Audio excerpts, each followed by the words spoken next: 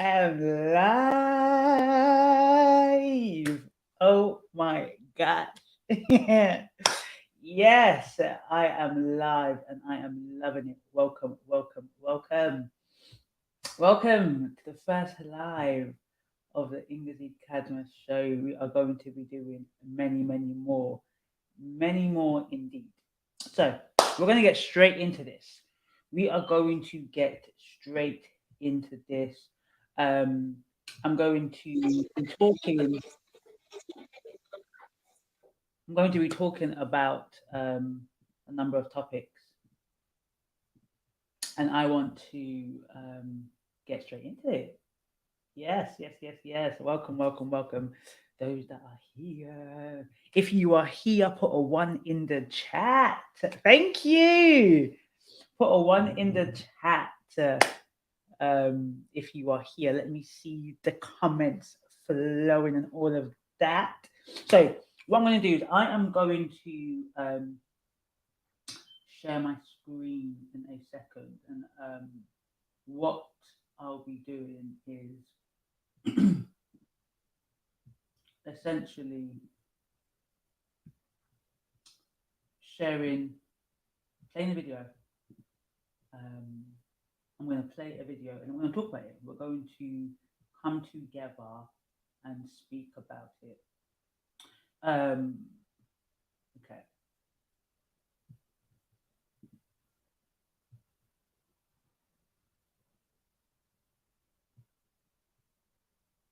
Okay, so let's do this. Are we ready? Are we ready?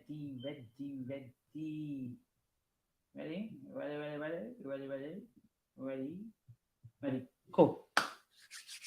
So I'm going to play this video.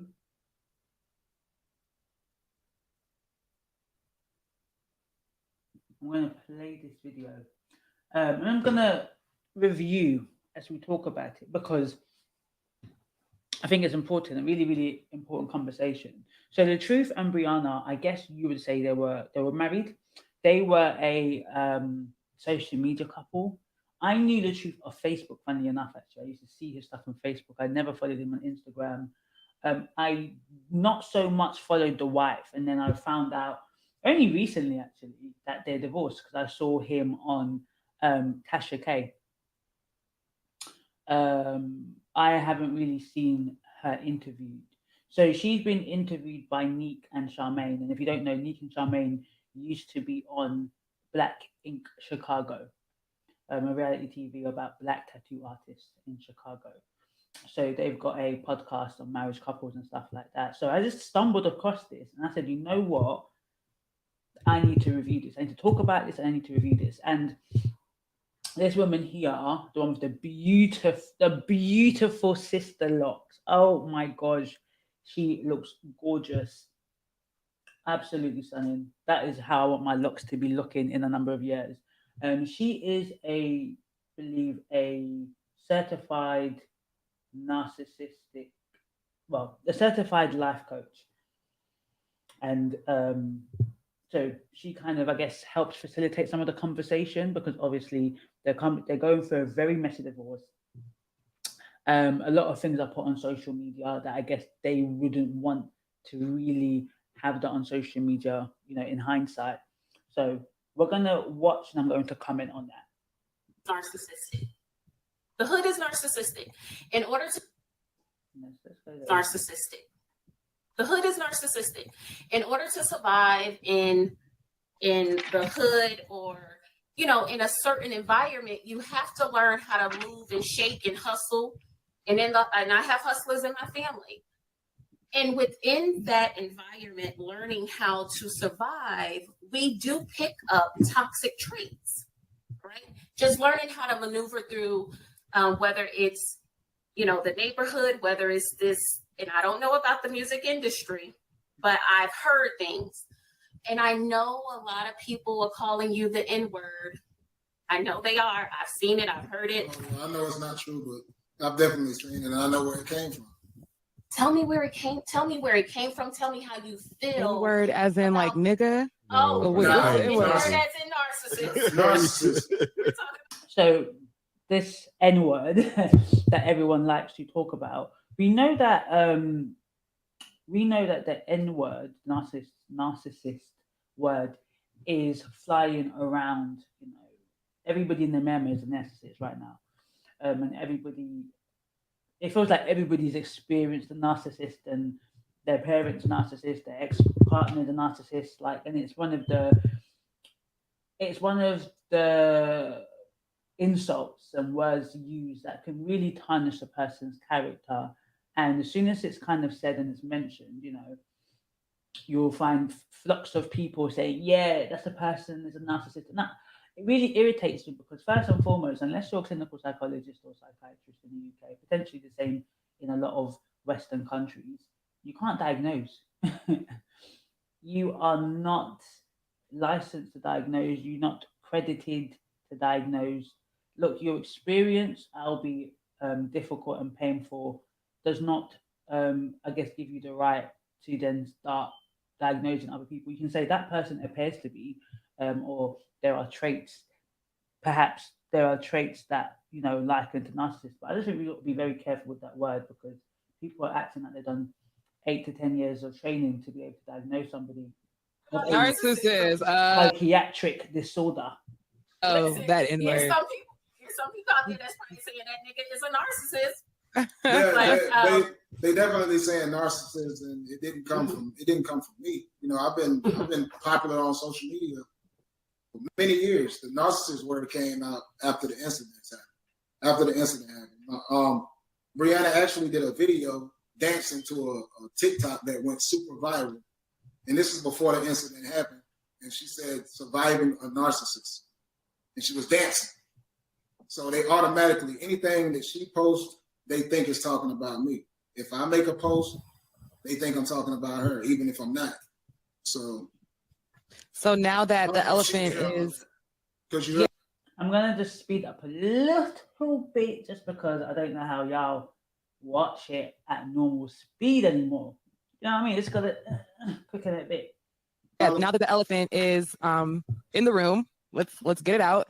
Briana is on the line. She can hear you. Briana's on the line. We have Briana come in along with Amina, the therapist, because obviously this is a family dynamic and we want to handle this as. Amina's not a therapist. She is training to be one. So she's not a therapist. And I'm going to explain why it's very important that they actually call her a coach rather than a therapist in this one. But I'll say that in a second. As such. So I'm going to introduce Briana to this chat that we have going on with Latruth here. Amina, this is Briana. And Amina is really taking control of this aspect of the situation. Briana, we've already interviewed you. We've interviewed Latruth. So now Amina is doing her professional work in y'all's relationship right now. So go ahead, Amina. And before, I'm sorry, Amina, Briana, is there anything that you want to say before Amina gets back into the groove? But can I? Because I want to do a check in with Briana because I see you shaking. Okay. I see something going on in your body, and so I want to do a check in. I've been watching this interview with him, and a lot of things that he has said has been nothing but lies, and it's a trigger for me because we have had personal conversations where this man has admitted to certain things to me, and I understand you not wanting to admit it to social media to protect your image, but at some point in time, the same man that you give me off camera with humility and accountability is the same man that I want to see, and you're not doing that. This whole interview, even the baby situation, you blamed it all on me, and that's a lie. And there's certain things that I have not said out there out of respect of stuff going even further. I even made an apology to stop the things from going. So watching this man say all these things about me and things that are not true truly hurts me. And I just really want to get to a point where we can really co-parent for our daughter, because right now, every time we talk, the conversation goes left. And a bit of this shaking is a bit of anxiety.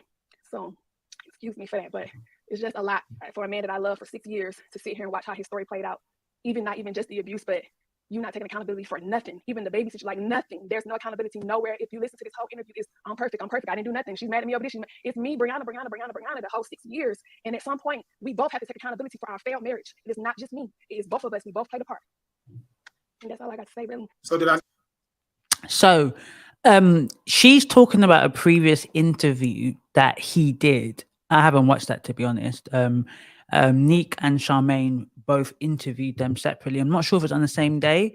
And I think he either was just interviewed and then they decided to do this, or it could have been after a few days. So if you really do want to watch that, I would, recommend watching that interview to see. I watched his interview on Tasha K. So this video was the one that was highlighted to me on YouTube. So I thought, I'm just going to watch it. And I was like, should I watch the other video? I said, no, because I'm actually just analyzing what is happening in that moment. And the reason why that's important is because as a therapist, I don't see everything, right? I see what I see in that moment. When you come to me, I'm only seeing what you are showing me right now and what you record to me, what you tell me of what occurred. Everything that has happened before you enter into the therapy room is the past, right? So you can only record to me the past in your own words, right? And when there's two people, if it's a couple, if it's a friend, whatever, if there's two people and they have one side and you have another side,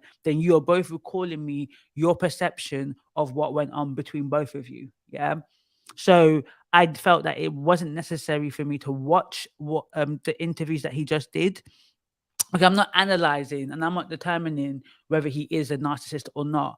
I just want to explain some of the things that I'm seeing as it stands right now, and things that we can learn and things that we can draw from, especially in the Black community, because this is a Black couple in America, and it's a really big shame that this is occurring. A really big shame that it's occurring, that we are actually watching it. Now, the positive thing about this is that we are learning. We are learning from this. There's something that we are taking from this. I think the negative thing is, I personally think the negative of this whole situation is that you have, how can I put it?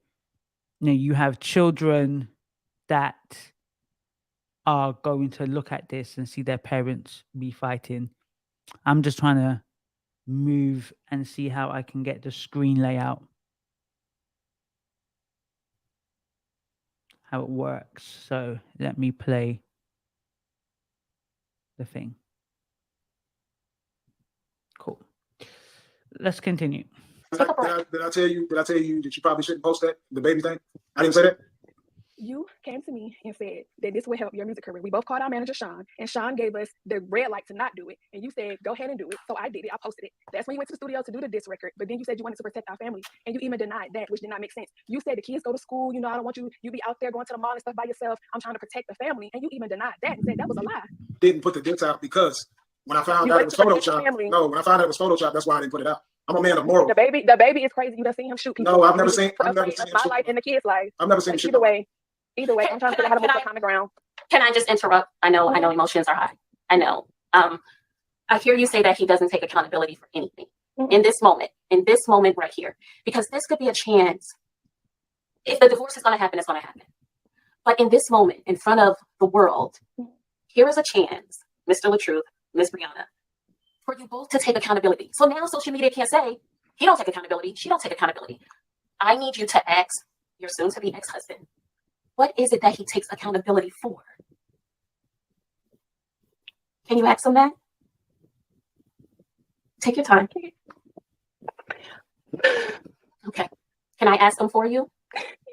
Okay.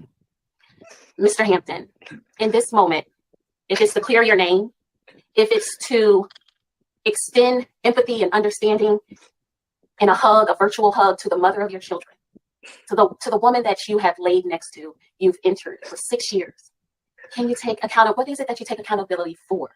Well, I've spoke on that even throughout this whole interview. I definitely spoiled my wife to the fullest, because throughout relationships, it's always been trust issues from whoever I was with.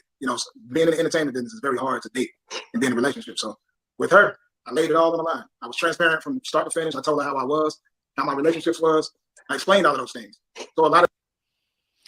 So you can see that the question was, what can you take accountability for, right? So if someone said, Ngozi, what can you take accountability for? It would be, I take accountability for, so if I was late, let's say I've put that I'm going to do this live for 8 p.m. and I was doing at 8:30. And then somebody asked me, what are you going to take accountability for? Then what I would say is I take accountability for not planning my time accordingly. It ran over. Whatever I was doing before ran over. I should have prioritized that this was really important. I made a promise that I was going to be here at 8 o'clock, right? So I take accountability for the question. I don't deflect. I don't say, well, I've always come in at 8 o'clock. The one time I don't come at 8 o'clock, you want to ask me this question. I don't do all of that. I don't deflect. I don't project. I just say, I should have been here at 8 o'clock. I was not here at 8 o'clock. And then you could talk about the things that you did that meant that you weren't going to be at 8 o'clock. So I overslept, for example. Me and my husband were going to Nigeria and we missed our flight. So the first question people ask us is why? And I say to them, I couldn't even tell you. It's not that I can't be accountable. It's long. It's so many things occurred that day that meant we missed our flight. But the most important thing was that we were lackadaisical. We did not take it as seriously. I think we felt, because it was close by, it was in Gatwick, it's not too far, we wasn't as rushed as we would have been if it was in Heathrow, right? We didn't plan ourselves well enough, because I've never missed a flight. He's never missed a flight. I don't even know how it happened, but I know how it happened. I know the little things that occurred that contributed to we missing that flight, right? I can take accountability. So people ask that question, I just laugh, but yeah, it's our fault. Is someone asked, can you get your money back? I said, why would we ask for money back when we missed our own flight? That ain't the fault of the flight. It ain't the fault of the airlines. We missed our own flight. Our behavior caused us to get to the airport 5 minutes before our flight was taken off. So that is taking accountability for one's actions. A lot of those things could be even more from insecurities, not just from the past, but just knowing how I used to move around and me being just telling the truth. I wanted the honest truth out there because I just believe in being truthful. And if I see something serious gonna happen in this relationship, she's becoming my wife and all that, I just explain everything. So everything that I did, even with going to work, I would FaceTime her. Every meeting that I had, I would FaceTime her. She said when I pull up, she knew exactly where I was gonna be at. And it finally became a point where she said, you don't have to keep doing that. I trust you. I said, you sure you're good? She was like, yeah, you don't have to keep FaceTiming me, showing me everything that you're doing because I trust you. So I stopped doing that. And then, after that, more of the insecurities came back. Want to go through the phones and stuff like that. So I apologize. I spoiled her. I allowed her to go through my phone, even though I didn't want it to. I left the password available where she could go into it, even though I told her just stop going through it. And she went through my phone. She said she went through my phone every night of our marriage. She told me this yesterday. I didn't even know it was every night. But my thing is why do you have to do that? Can I take this moment and show my husband what accountability is, please? Can I please take this moment and show my husband? Okay. Ooh, ciao. Look, if you are in the chat, tell me who you are in the chat. I know one of them is me because I'm just trying to watch myself. But let me know. Put some comments in the chat. Give me some love. Say, hey, I'm this, I'm that. That would be great, please. Some good encouragement and reassurance. So he basically did not answer the question. He did not demonstrate accountability. He was asked a question, quite a direct question. A question that demands him to be honest, transparent about the mistakes that he made. Now, before she says what she's going to say, this is my issue already. You're on a social media platform. You are accusing him of, I guess, physical abuse and verbal abuse. I'm not sure how many people who care for their reputation is going to be accountable for that action, especially as he has denied those accusations. So my frustration is, and this is not on Briana, because this is what happens when you are in a process, right?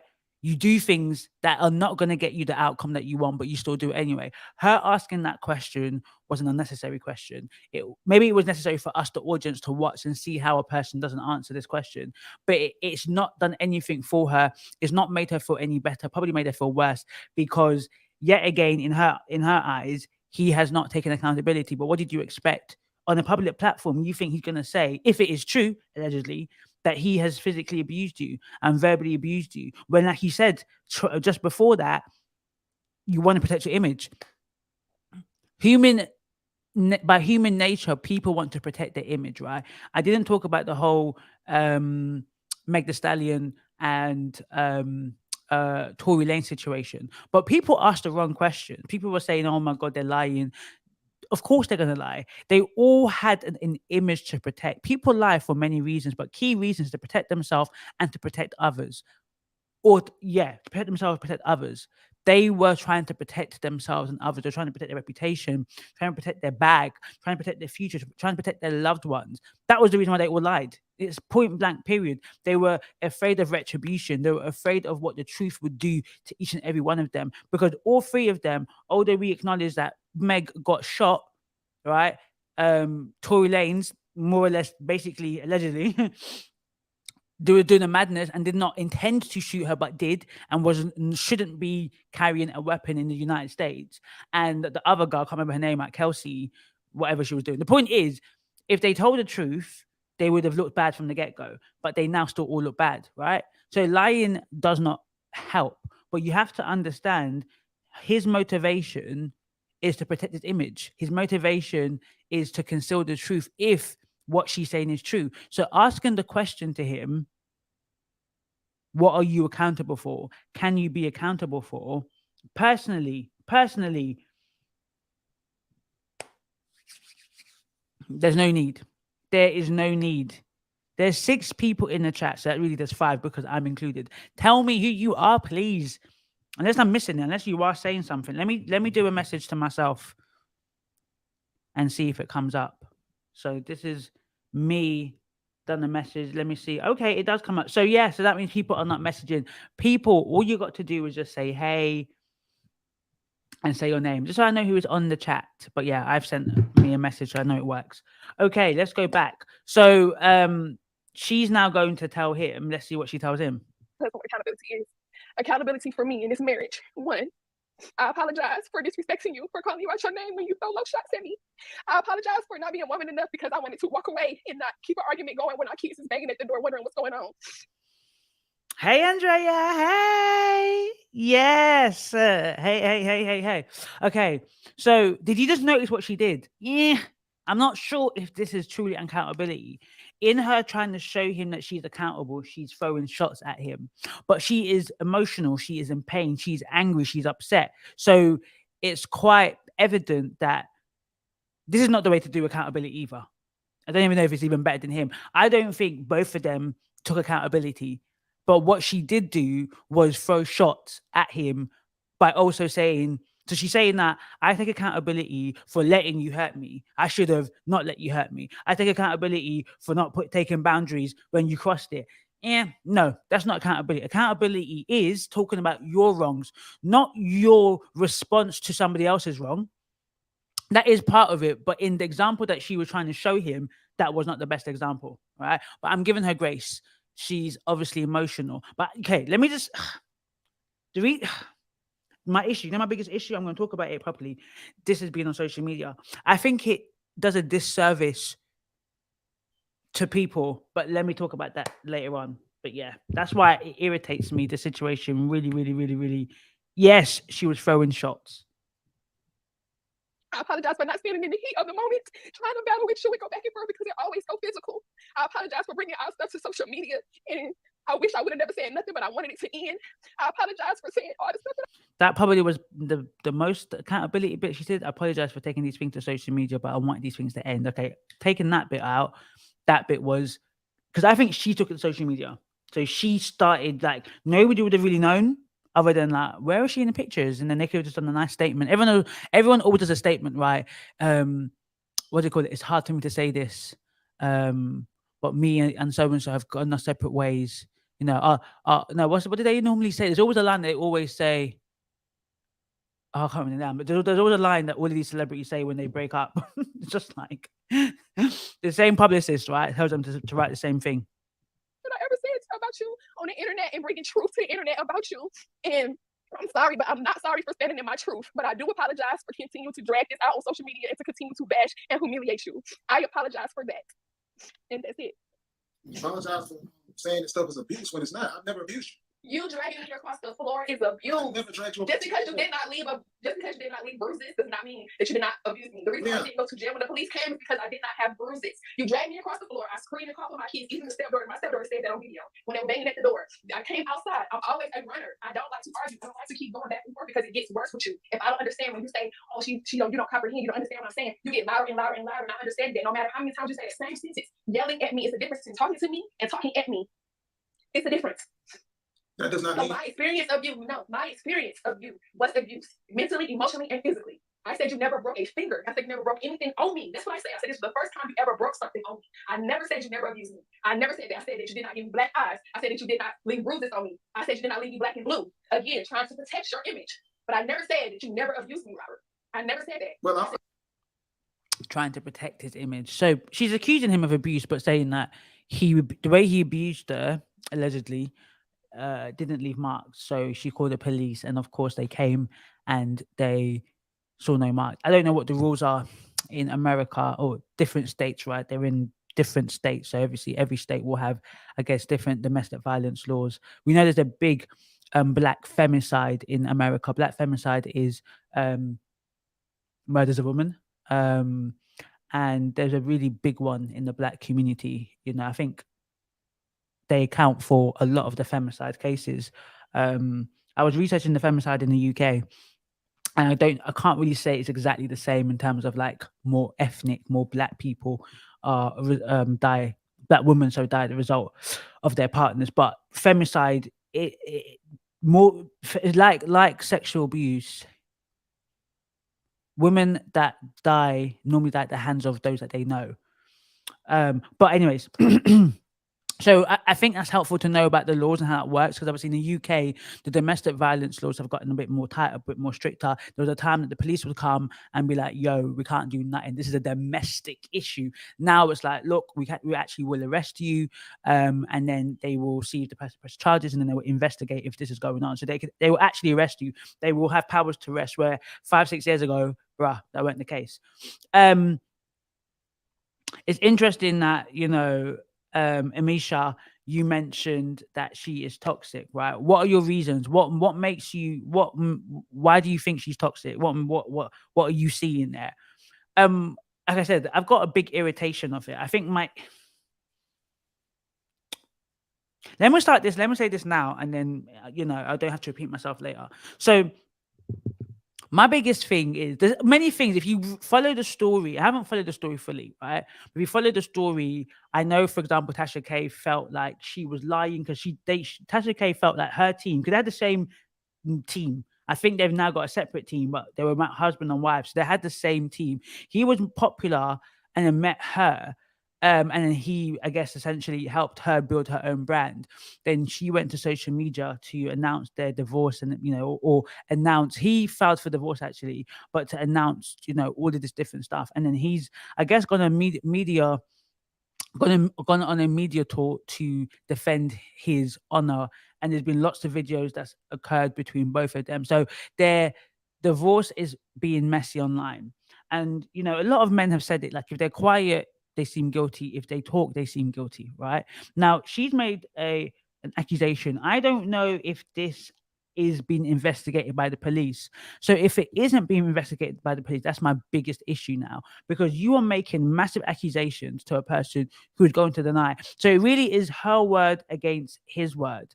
And if there is no evidence to the police to substantiate it, what it means is that you've just gone to social media. And unfortunately, social media like to do their judgment because people on social media feel like they're investigators, the detectives, they're the psycho. They think they're that, right? They're just human beings that sometimes connect and then project and identify with somebody's pain. So there'll be men that will think she's a liar, and there'll be women that just say, "I know that because my ex-partner spoke like him, twitched his eye like him," right? People will start to identify.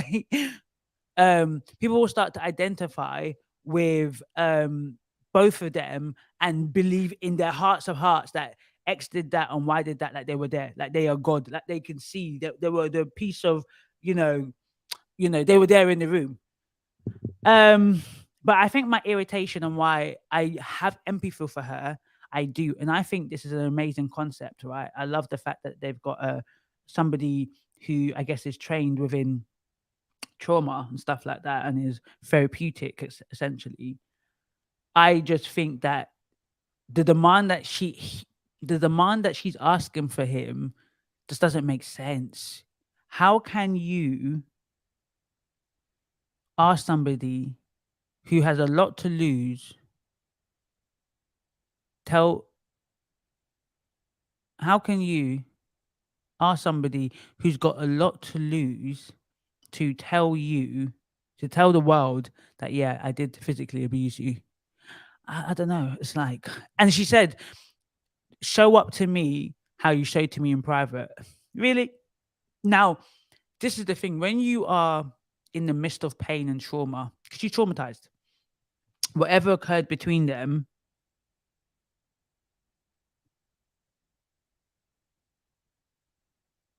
is it? Babes? Cadmus? Crap.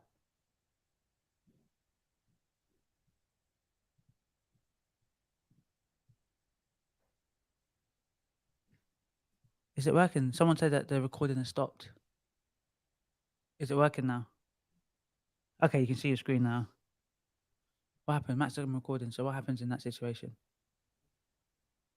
Yeah, we'll talk about it after. Okay, just continue. Okay, cool.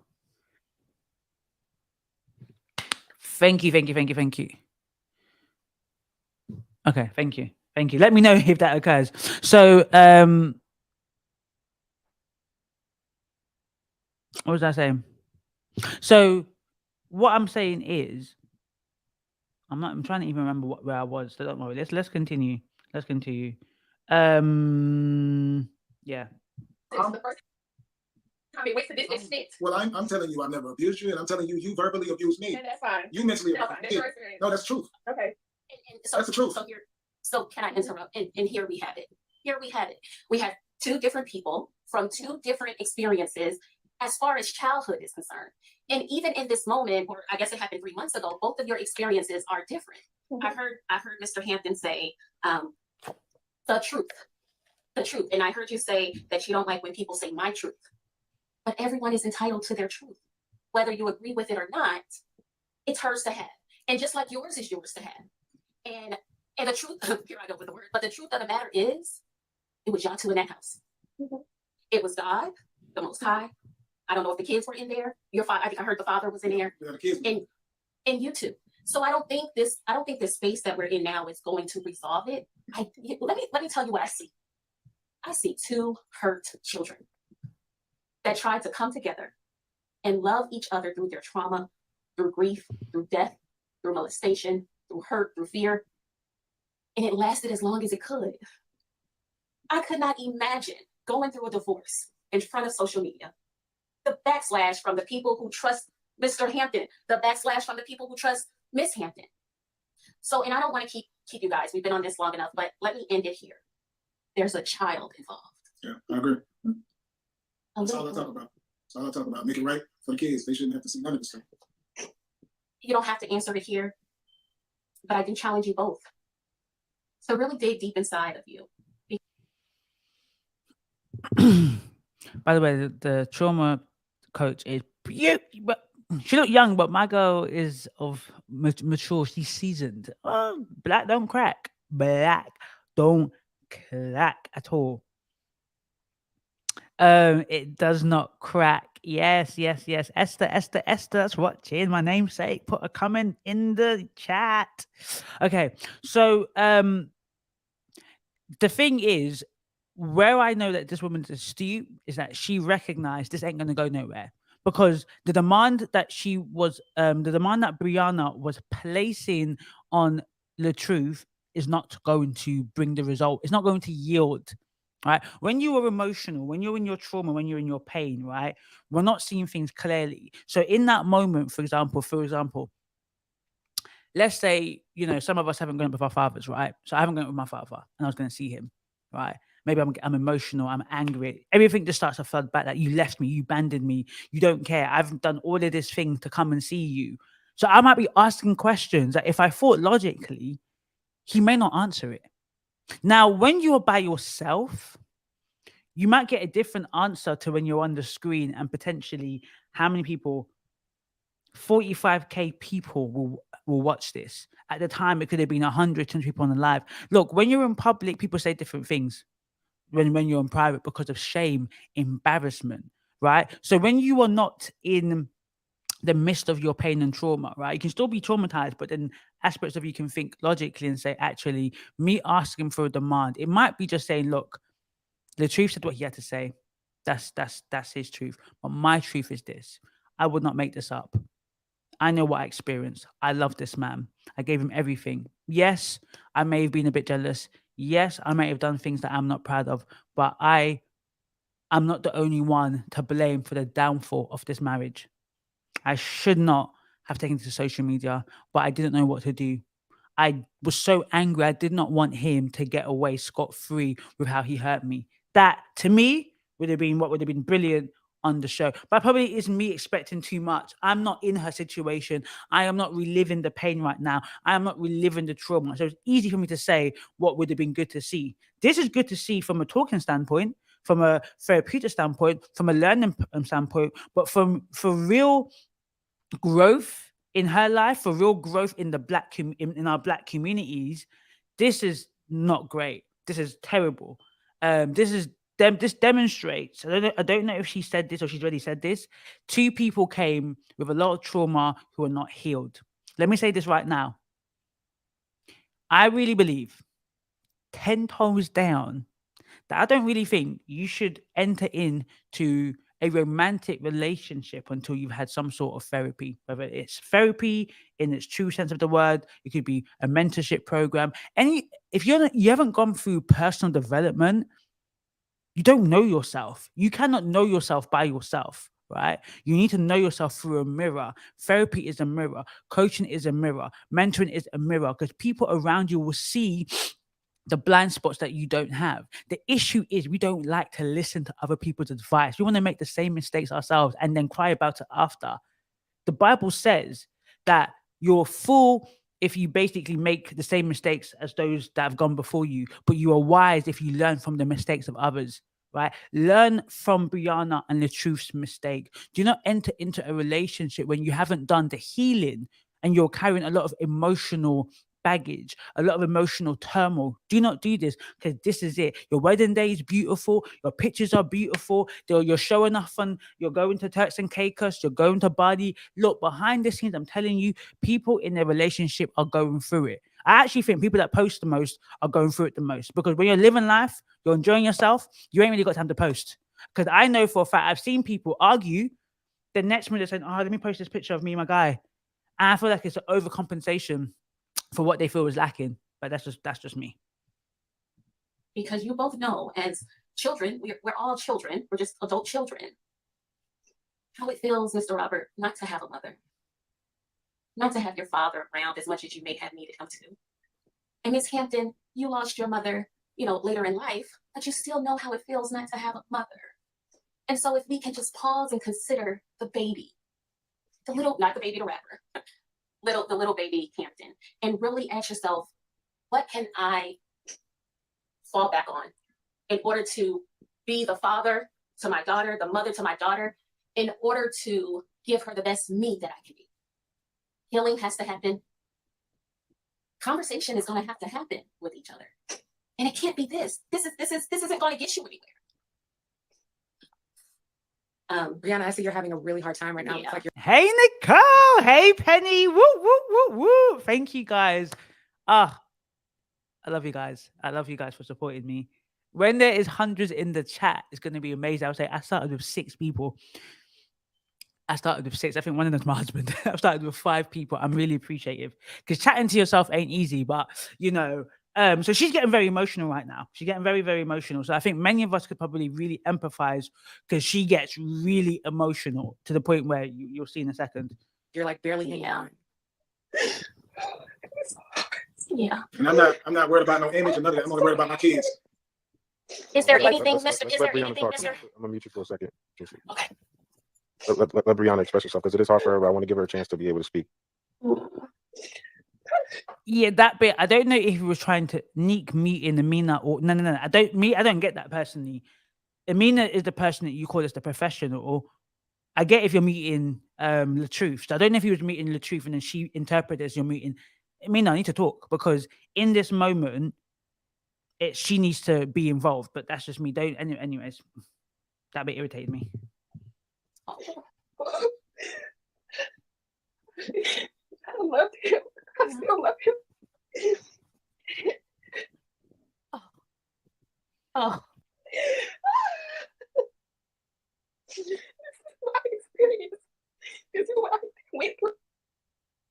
To continue to be like, that didn't happen to me. That didn't happen to you. To shut off my feelings and even still to this day try to have civilized conversations with him because of my daughter. I want her to have her. I don't want her to have to split home. I want to do whatever it takes for us to be able to be civil. If he don't want to acknowledge what happened to me, that is fine. That is okay. It's fine. That's my experience. That's my healing journey. And that's what I'm focused on. But we have to get it together for more. That's what that bit is the bit that I was wanting her to do, right? That is, look, when you go through any type of trauma done unto you, especially as an adult, right? But even as a child, and you are able to face the person, the perpetrator, essentially, right? To expect them to acknowledge it, to be accountable for it, is a big ask, especially in front of people. This is the thing that if you read the comments, everybody's saying he's a narcissist, that which really irritates me. But the last bit to me is the best bit of the whole thing, because she acknowledges, if you are not going to admit what you did to me, if you are not going to take accountability for what you did to me, fine. I'm responsible for my own healing. That is it. It's so hard because when somebody hurts you, look, the natural thing, our flesh wants to take revenge. We want them to suffer. We want them to pay. We want them to understand the pain that you caused me. But see, that's why the Bible is so amazing. That's why God says, vengeance is mine, saith the Lord, because he knows that she did that, right? Let's say that this actually occurred allegedly. Yeah, this happened. Abuse occurred, right? You probably abuse on both sides. Because one of the things that he keeps saying, that I didn't abuse you, but you abused me. And that's where I also think, come on.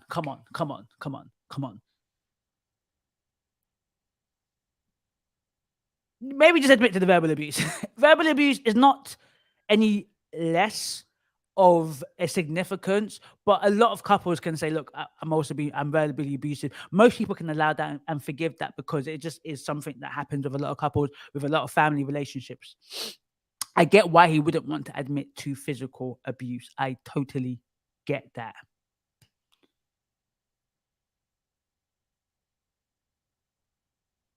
I get that. I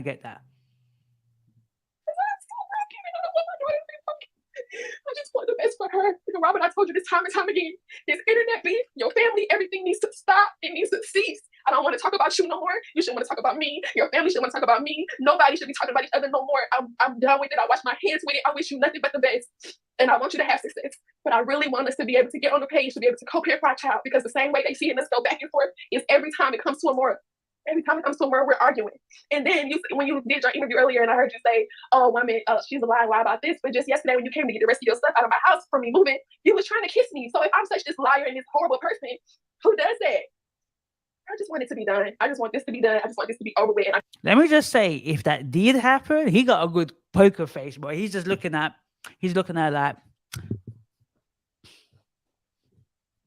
like yeah, so what I was saying was, if it was true, what I understand and what I believe or what I can imagine to happen. And hey, Mickey, hey, thank you. Yes, I sped up the thing. Sorry, one normal is just too long, right? I sped it up. So apologies if you can't, it's too fast for you. But my mind, I've got undiagnosed ADHD, so this is even too slow for me. I just did it. I just made it a little bit faster so that we can get through this. What she may have done is, like I said, if it genuinely happened for her, in her mind it happens. Let me say, for her it happened, she wanted to get him back, right? So what would you do? What is the way you can get your ex-partner back? The person that's abused you, traumatized you, has the audacity to file for divorce? What? I'm going to expose you on social media. But what has she realized? It has made it worse. It's done nothing for them, nothing really for her. I don't know how successful she can be on her own. Right. So the reality of this is she got to start again and she's probably damaged herself. He probably would do okay. From what I see, he will do okay.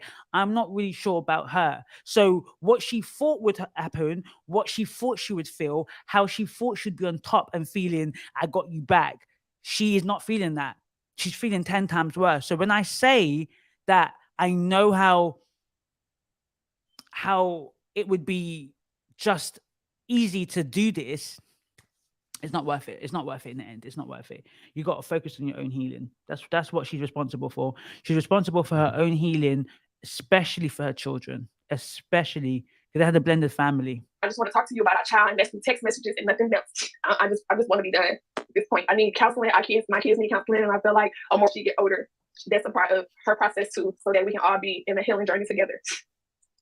And that's all I have to say, you guys. I'm ready to get off of here. Let me say something to her before she get on.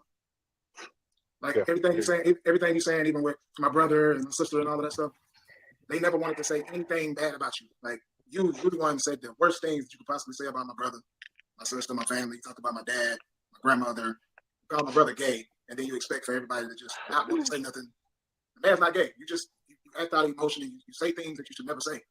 There was a lot of things that I said, but I apologize for. I have apologized for it. I'm not apologizing again. And when somebody is being attacked constantly and trying to tell me something didn't happen to me, I'm sorry, but your brother do not know you as a spouse. Your sister do not know you as a spouse. Their experiences of you is a sister and brother relationship. They cannot tell me what I experienced in my marriage with you because they have not been in that experience of life with you. So when they come attacking me, but that's it. That's it. I love you and I wish you nothing.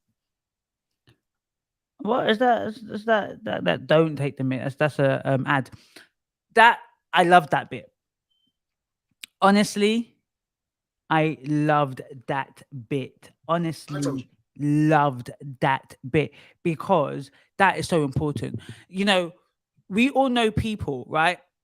Well, we don't know because you're not in a relationship with that person, but you might have been in a relationship with somebody who is one way to you and very different to their family, to the world, to the public for you. So when you then break up with this person, right? I've even got a situation like that. Not at all abuse or anything. But if I was to explain how the relationship was, people would be surprised because the way the person was in public is very different. Now, in my case, it wasn't that the person had two sides. It was just he was a holistic person.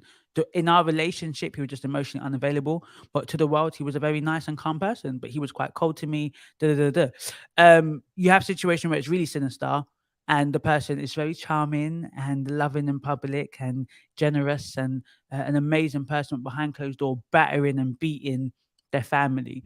And then the family have the audacity, the effrontery to tell you about your own husband. Look, your brother may not have done nothing to you. Your brother, your son may have done nothing to you, but your son as a husband to me was terrible. And I think as family, we need to recognize that majority of people out there are consistent. Most people, the way I'm with my mum, in a different way I'm with my husband. My husband can't say things that my mother would be shocked, but there'll be aspects that she's shocked at because I'm his wife. I'm not going to be a certain way to my mum that I am to my husband. So I just think it's such an important point because some people are too quick to, I know him. I know her. But you weren't married to her or him. So you can't sit there. You're going to die on that hill. Will you die on that hill for your son? Will you die on that hill for your colleague? Will you die on that hill for your co-worker? I don't think not. So let's not be too quick to assume because we've got a relationship with a person, the way the person is in this relationship is the way the person is in that marriage. So I think what she said was actually on. She knows she's making all that abuse stuff up. That's her. It's not me. Left our video. No, I know she's gone, but at the same time, like I'm not sugarcoating nothing. I'm gonna keep it 100 no matter what. I'm not an abuser at all. She verbally abuses me, all of this. It's not me abusing her. So this narcissism. Amina, what do you think? It came from her. Like I said, I don't think it's going to be resolved in a matter of 2 hours. I do know, because I specifically work with survivors of narcissistic abuse and toxic families, and both men and women. And I do know that clarity doesn't come until healing comes. Boom. Miss Hampton, I appreciate That's a big one. Clarity does not come until healing her as comes. well. So yeah, if it's anything I can do going forward. To me, it was just like a ton of red flags. There was a lot of like gaslighting too. So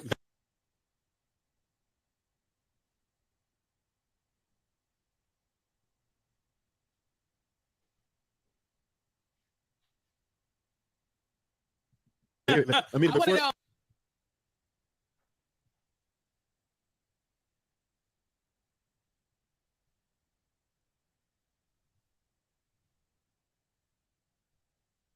I think we're waiting to come back. I'm waiting to come back. Maybe you can hear me, but you can't see me yet.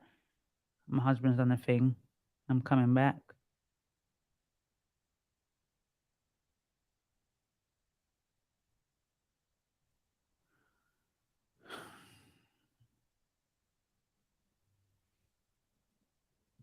oh yeah, what is it? Am I back? Am I back?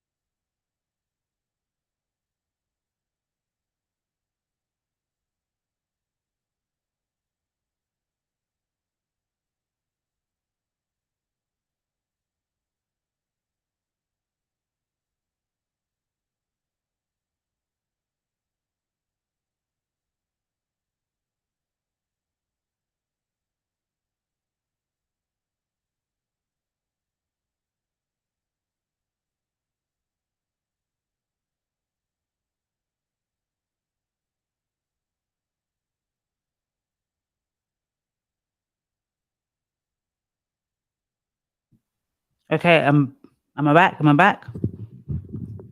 I had to go into my webcam. How sad. The levels. I went from my Canon camera to my webcam. But anyways, we keep it moving. I'm back. Thank you guys. Thank you guys. Look, the devil is a liar. The devil got me with my arm. I've never experienced this before. This part of my arm, yeah, is in pain. I'm actually in pain. And I don't know. Me and my husband got to talk. I didn't know that the camera goes off. I know it records only 30 minutes, but I told him I'm going to do a 2-hour live. So I've got 3 topics. But anyways, we keep it moving. We keep it moving. We're learning and we are growing. We are learning and growing. So thank you guys for supporting. Thank you guys for supporting.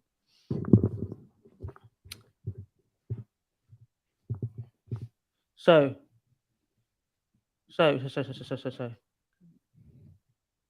analysis. So the stories are black and white. What is your clinical analysis? Because I think a lot of the comments that's coming from the viewers are going to be saying a lot. They might be saying what you're about to say. So what is your clinical analysis on this man's interview? So I can't say that he is or isn't a narcissist because I have not sat down with him and really dug deep into his, the gunk of it. I will say it's concerning. The deflecting was unbelievable. And I think we know what deflecting is, but when you ask a question, it's never answered. Mm-hmm. It's reverted back to that person that he is out to get, mm-hmm. which is his baby mother, Briana. Very grandiose. He's very grandiose.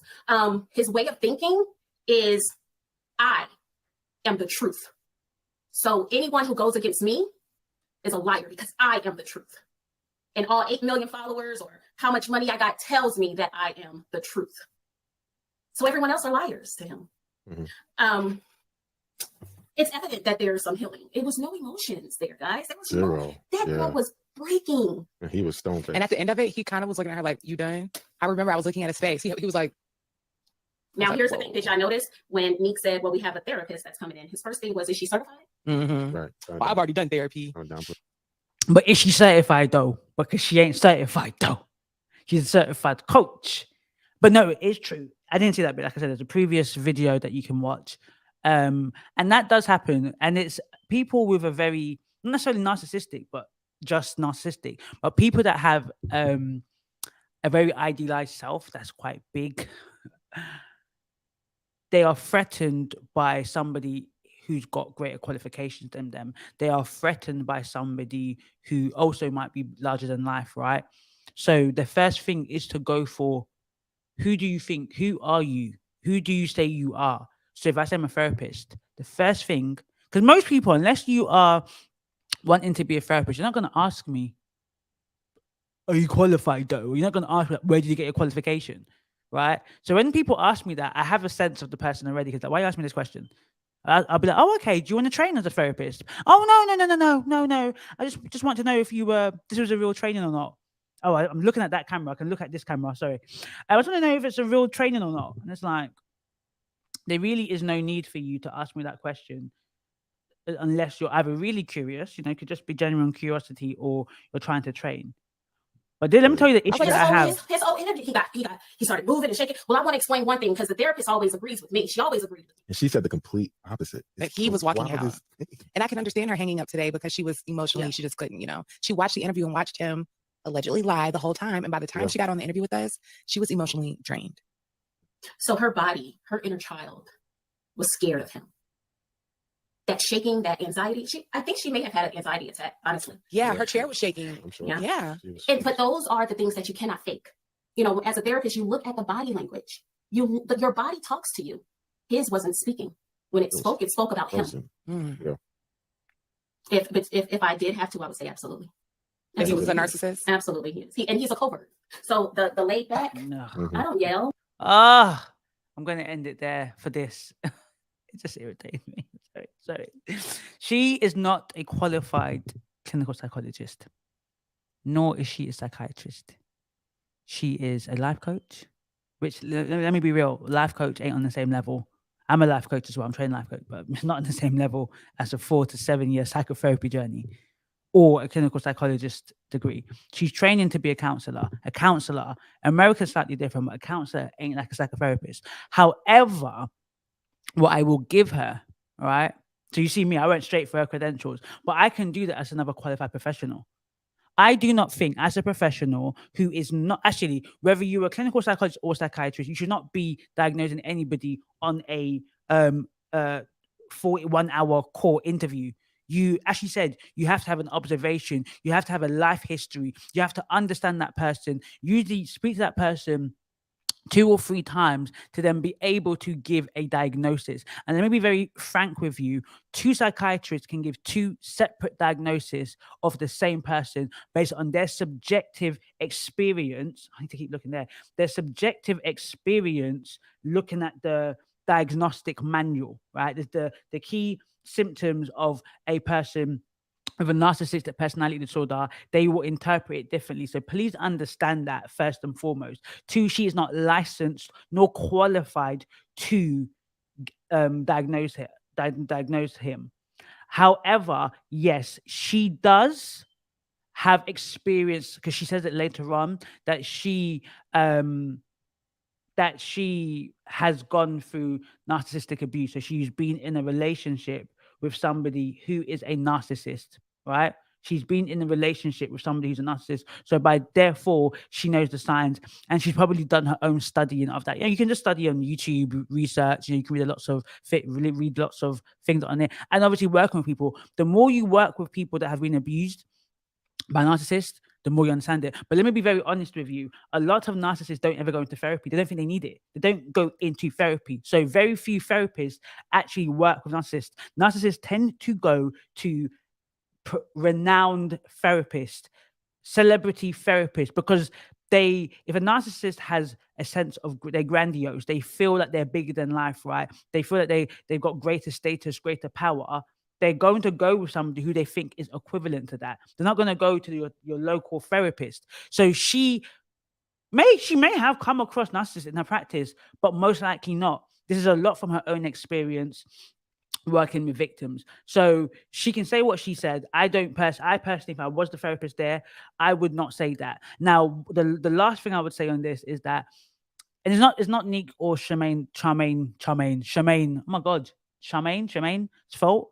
But what does occur and what does happen is that when somebody says they're training or whatever, in that they're not a qualified therapist, it's easier to say therapist. So what the audience keeps being affirmed is this person's a therapist, and you're going to assume they're qualified, that they've done their years of training. She is in training. That doesn't diminish her person, doesn't diminish her experience, doesn't even diminish her expertise, but it's important to know she's not actually qualified as a therapist yet. She's not even a therapist, she's a counselor, right? Two different things. But yes, we use it interchangeably in the layman's terms, but actually as a therapist, she is not a therapist, she's a counselor. Two different things. So it's not to diminish her qualifications if you ever see this video. It really is just, I think this is where as a therapist, if I'm watching this, I think the biggest no-no. But let me say this as well. They're comfortable. Amina and them, Neek and Charmaine are comfortable. So you know when you're like, and she says it throughout the whole thing, she's not a social media person. So she's probably forgotten that I'm actually being videoed, and I probably should not be, making a diagnosis. Is a bit, I'm keying with you, but oh yeah, 45,000 people are going to hear me say, I think this person's a narcissist. So that would be my thing on that. I personally do not think that she's not qualified to give that diagnosis. And even if she was, I think it would be quite premature and quite detrimental to actually diagnose without proper due observation and investigation of whether he is or isn't a narcissist. So I think that's important to say, and I really want to say that. And I think, people in the comments need to calm down. Yeah, you know you're qualified. You experiencing a narcissistic parent, being in a relationship, that does not give you the credentials. Yes, I do understand that if you've gone through it, you will be sensitive to it and you are able to pick it up. I appreciate that. But it just doesn't give you the credentials. And I just think we need to stop. It's just really annoying because we are using the word so frivolously that the word narcissism is losing its meaning. And people honestly say, I don't know what it means anymore. I don't know who or what is, because every single person that is arrogant, every single person that we don't like, every single person that, especially when it's a guy and girl relationship, he raises his voice. Oh, he's a narcissist. He reminds me of my ex-husband. Stop projecting, mate. Stop projecting. Yeah. Leave that to the professionals. Okay. Even I cannot diagnose something. I can say, I think, perhaps, potentially, but I am not a clinical psychologist nor a psychiatrist. Now, we're going now. There is a thing called the passport bros. Have you heard about the passport bros? Lots of things have been happening in the world of social media and this passport bros. Yeah, I am going to play a video about the passport bros. So for those that don't know, there's a movement in America called the Passport Bros. One of the leaders, called Austin Holman, has been promoting this movement. Essentially, I think they're predominantly African-American men. African-American men are going to Brazil, going to Philippines, even Africa. They're going to third world countries, developing countries, to seek more submissive and subservient women. Because the women, really the black women in America, are masculine. So they're constantly comparing and contrasting the American, let's just call it what is, the black woman, yeah, to the women in these developing countries, thinking that they're, subservient and submissive, and they want a wife that's more traditional. But actually, it's a little bit more sinister than we give it credit for. So he got run out. The guy, Austin Holman, got run out of Brazil. He got run out of Brazil. So I'm going to show you some videos. So just bear with me. I'm learning how to do this. This is my first time using StreamYard, people. First time. So just bear with me. Hi everyone. So I've been seeing these videos about passport bros. So basically, you just Google it to figure out what that is. And all of these men, they seem to think that they would leave America and go to third world countries like Africa, the Philippines, Brazil, to try and find a submissive wife because American women are masculine and they are not submissive. And the problem with this idea for me as an African woman, I'm from South Africa, is that they don't realize that this is not, they are the reason why African American women or they are Western women are the way that they are. They created this culture.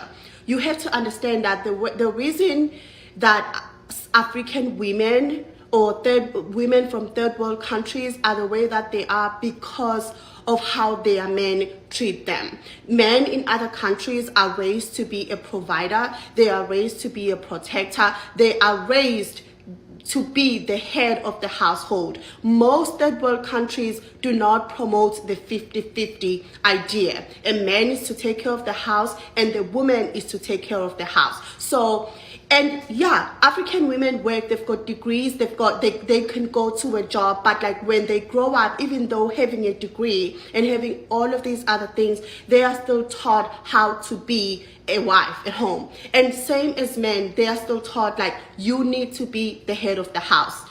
In America, you have a culture of men who want 50-50. They don't want to fully provide. They want to know what you bring on the table. And they say cooking and cleaning is not enough, but we still have to do it because you are a woman. What else are you bringing to the table? And secondly, the way that you guys have treated your women for generations and generations is what has created masculine women. It's what has created super independent women where they have to depend on themselves because you don't want to go to work, you cheat on them, you lie on them, and you don't take care of them. And if you Google the internet, search all of the internet and check and see if any of these countries, look at Brazil, look at South Africa, Nigeria, and find one podcast that is solely dedicated at destroying or talking badly and just like talking all of this nonsense about how black women are fat, masculine and ugly. There is not one podcast that you will find of an African community or Mexico or any third world countries where you go find wives where wives or women of that nation are being bashed the way that African men bash their women. So and then thirdly, African men treat their women like queens. They are not like perfect, but they treat them like queens. In order for you to fix what you So that gives us a general sense. I'll play a few other videos, but she said some interesting things, right?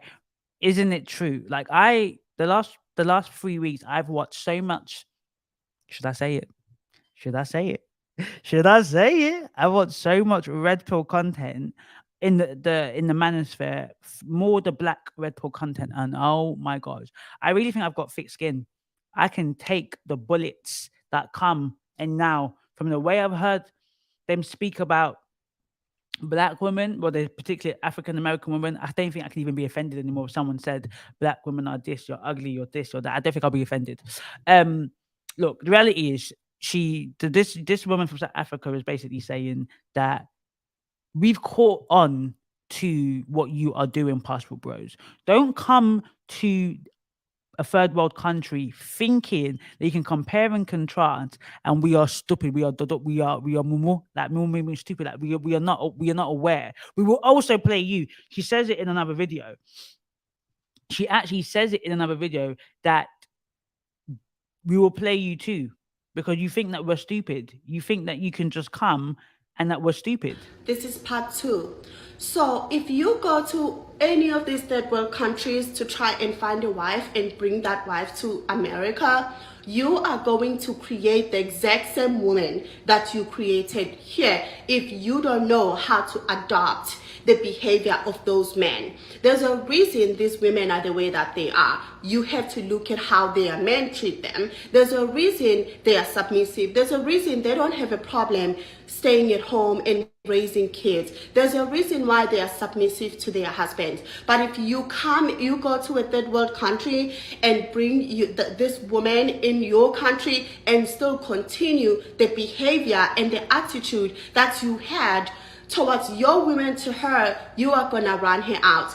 Most likely, if you go to a country anyway, just looking for a wife because they are better than the wife in your country, you are the problem. You are toxic, and most likely you are a predator, because that means you are not a man enough to learn how to control your women. And when I say control your women, you don't know how to use non-manipulative tactics to get what you want from a woman.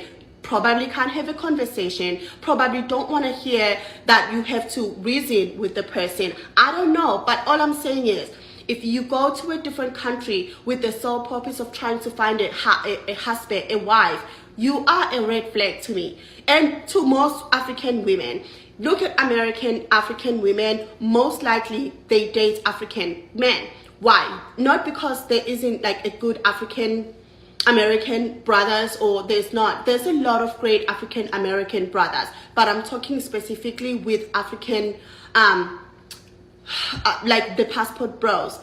Most even African American women are now looking at dating African men. Why? Because they already understand the assignment. They don't need to make podcasts about, oh, we need a submissive wife, because they know what it takes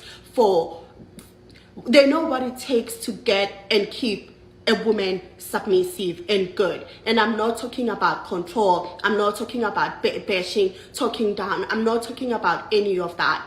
So you need to change your attitude towards women. You need to change your attitude. You need to first learn, like these men that are passport bros, they need to sit down in their country and learn what it takes to be a husband, what it takes really to be a leader in the home, and then start treating their women in the most respectful way, like they are queens, like the way that African men treat their women. I have never seen a toxic culture like African American men. Again, not all of them. The way that they talk about their women, it shocks me. It makes it traumatizing. She got there in the end. So there's a lot of things she said, and some of the things she can say is a bit debatable, but we're getting the picture of what we're getting the picture. So I'm just making sure that it's operating. Yeah, I've got to make sure that everything is operating smoothly. So we're getting the picture. We are getting the picture of what she's saying, right? And I really think it's good that Africans and Brazilians are really speaking out about this, because social media has enabled everybody around the world that can have access to the internet and has a phone or has a computer to listen to the podcast. So when African women are hearing you, when African women are essentially hearing you demean your own woman and say that the women over there are better, look, they're going to be African women that don't care, because reality is, what she isn't saying, because that's not the point, is the fact that the socioeconomic issues are such that many people, many women, many men would want to get out of the country. We know of many African men marrying for papers. So you think African women, Brazilian women ain't doing that too? Bruh, they're doing it too. So these men are gold mine. Basically, you're using me, or let's not say you're using. You're coming to me because you are not masculine enough. You're not man enough to take responsibility for your women in your country. You are projective.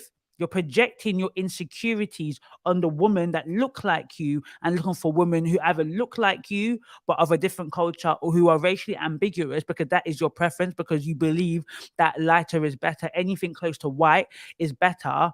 and you think I'm going to love that, I'll play the game because I want to come out my country. I want a green card, baby.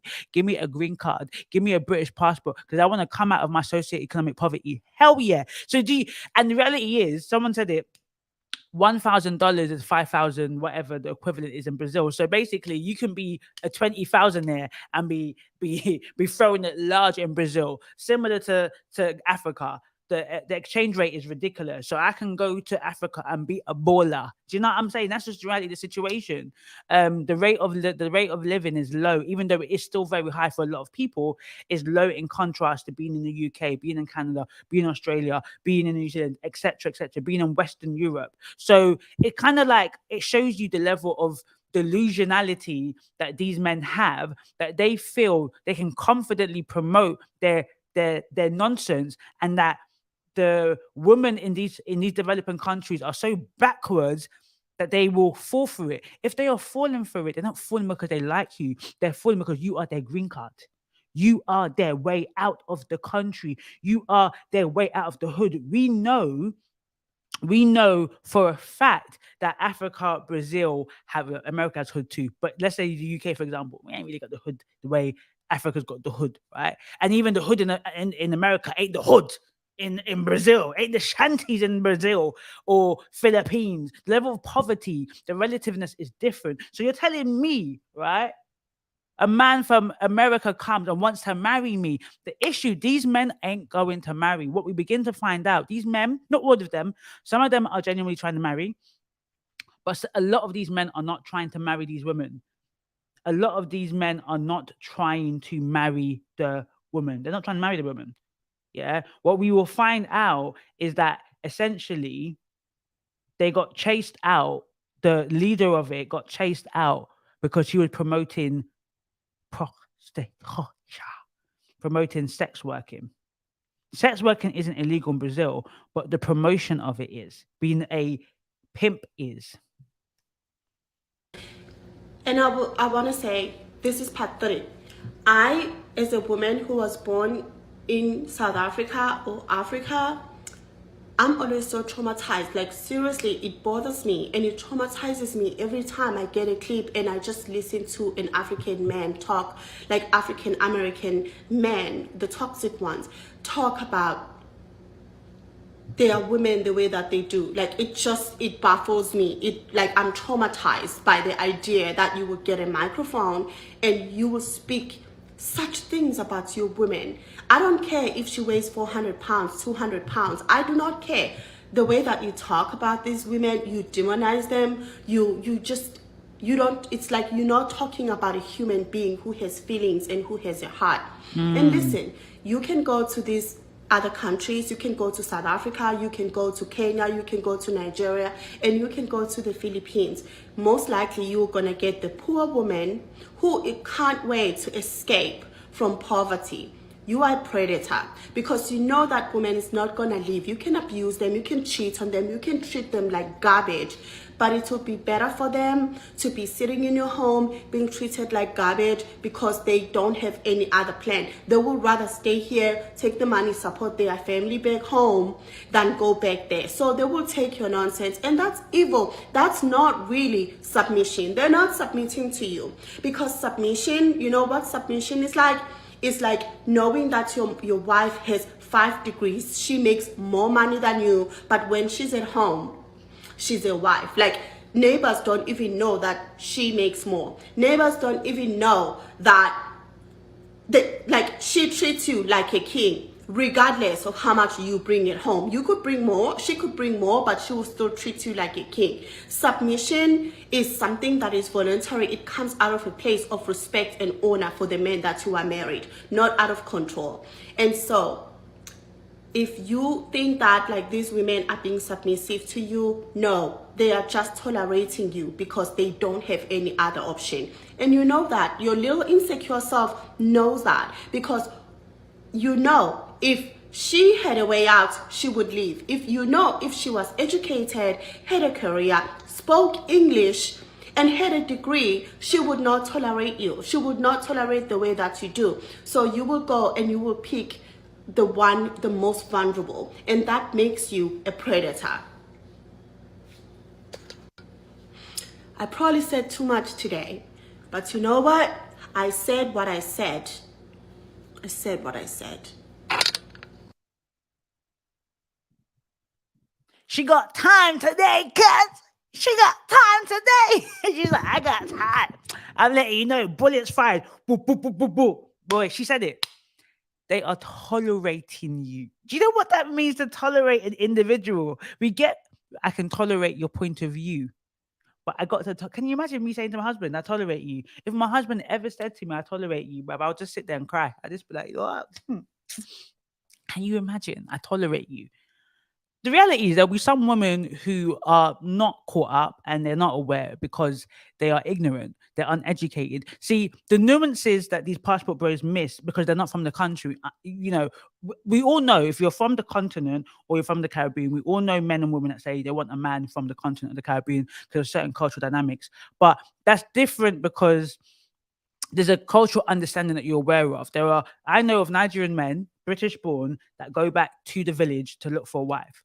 And it could be very similar that they want a wife who is innocent and pure, who's actually be submissive. And though there's a very similarity, there is a slight difference because they understand the culture, right? Where these men are not coming to Brazil just to enjoy the culture, to be inculcated in the culture, to acclimatize to the culture, and then, happen to meet a person that they fall in love with. They're coming there for the sole interest to get women who they feel is going to be more feminine, fit, most likely docile. They're looking for women who are desperate, because only desperate women, which will be a big proportion of Brazil. Maybe I'm talking about Brazil. Let me talk about Nigeria. Look, 80% of the women in Nigeria that are bruv, they could even be married. If an American man or British man or anybody that's out of Africa comes and serenades them, they're like, okay, I beg. We're out of here. Well, Japan means we're going to abroad. Are you mad? Do you know the craziness in our country? As a Nigerian that wasn't even raised in Nigeria, can admit that, bruv, I wouldn't want to live in Nigeria, right? So there are people that will be, I will tolerate your stinky breath. I will tolerate your small penis. I will tolerate, bruv, I will tolerate you being 5'2", and I'm 5'8". I will tolerate it, bruv. You're getting me out of this country. So you're not even getting your comparative equal. You're not getting your mental equal. That's what I find is concerning. And I think a lot of the rhetoric that I hear from this manosphere, particularly the black manosphere, red pill, is they don't want their equal. They don't want somebody who's got the same level of intelligence. It's like somebody saying that I'm going to marry somebody with an IQ of 50, somebody who is basically learning disabled so that you can be vulnerable. As a social worker, I have seen people take advantage of people with vulnerabilities, people with autism, people with Down syndrome, and it's disgusting because they know that they can basically manipulate the person, and that is basically what these passport bros are doing, right? That's what they're doing, but they did not know that the Brazilian women are educated. And they were tired of seeing videos of their women being paraded like they're stupid. And before you come at me, this is not a video of me agreeing with you that women are, like African women are problematic. This is just in response of what you say about them and say what the problems are and what causes you to go to these third world countries to look for women. I'm saying look at yourself first. Look at what you did to create a culture of super independent women who are just always wanting to take care of themselves, wanting to be in control of their lives instead of trusting you as a man to be as a good provider, to be a protector. Maybe you haven't provided for them. Maybe you haven't protected them, and now they feel they have to take that responsibility that was initially for a husband to themselves because you haven't done that. So this is not a video about me bashing African American women or saying that they are problematic, but if you say that they are, all these problems that you say they have, what have you done to create these issues? And this is not gaslighting. This is just showing you that, you know what, with every reaction, there's an opposite and equal reaction. I think that's what it says. But basically, you reap what you sow. What kind of seed have you sown in your culture? in the American culture, in relationships, in marriages, in family, that has now created this toxic cycle. This is what this is about.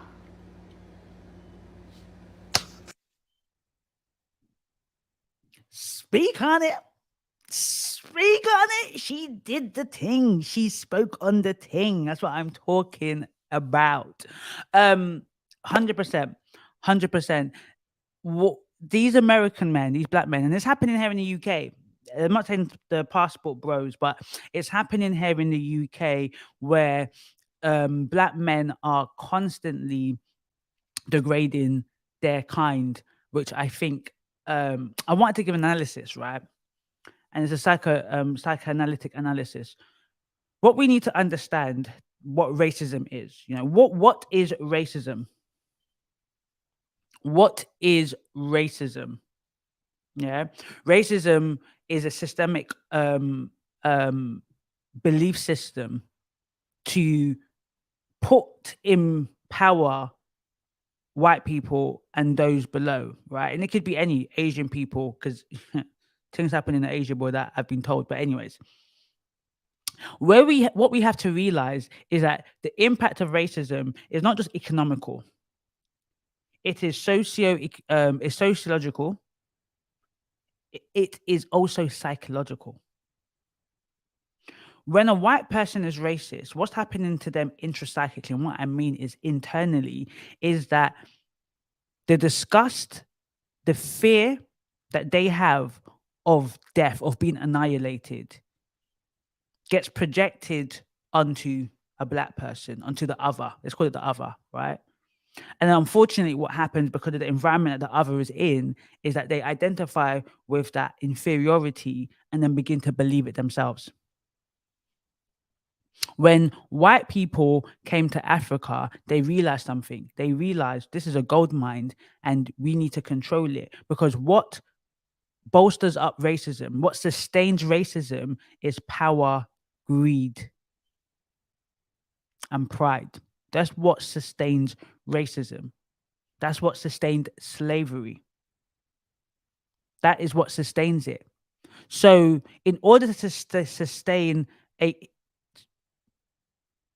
system to keep people up and those down, to keep control, the psychological effects that it's had on, let's use the African American population, has been such that black men are the only race of men in public that speak such disgustingly, to the point where they cannot even begin to see where they go wrong.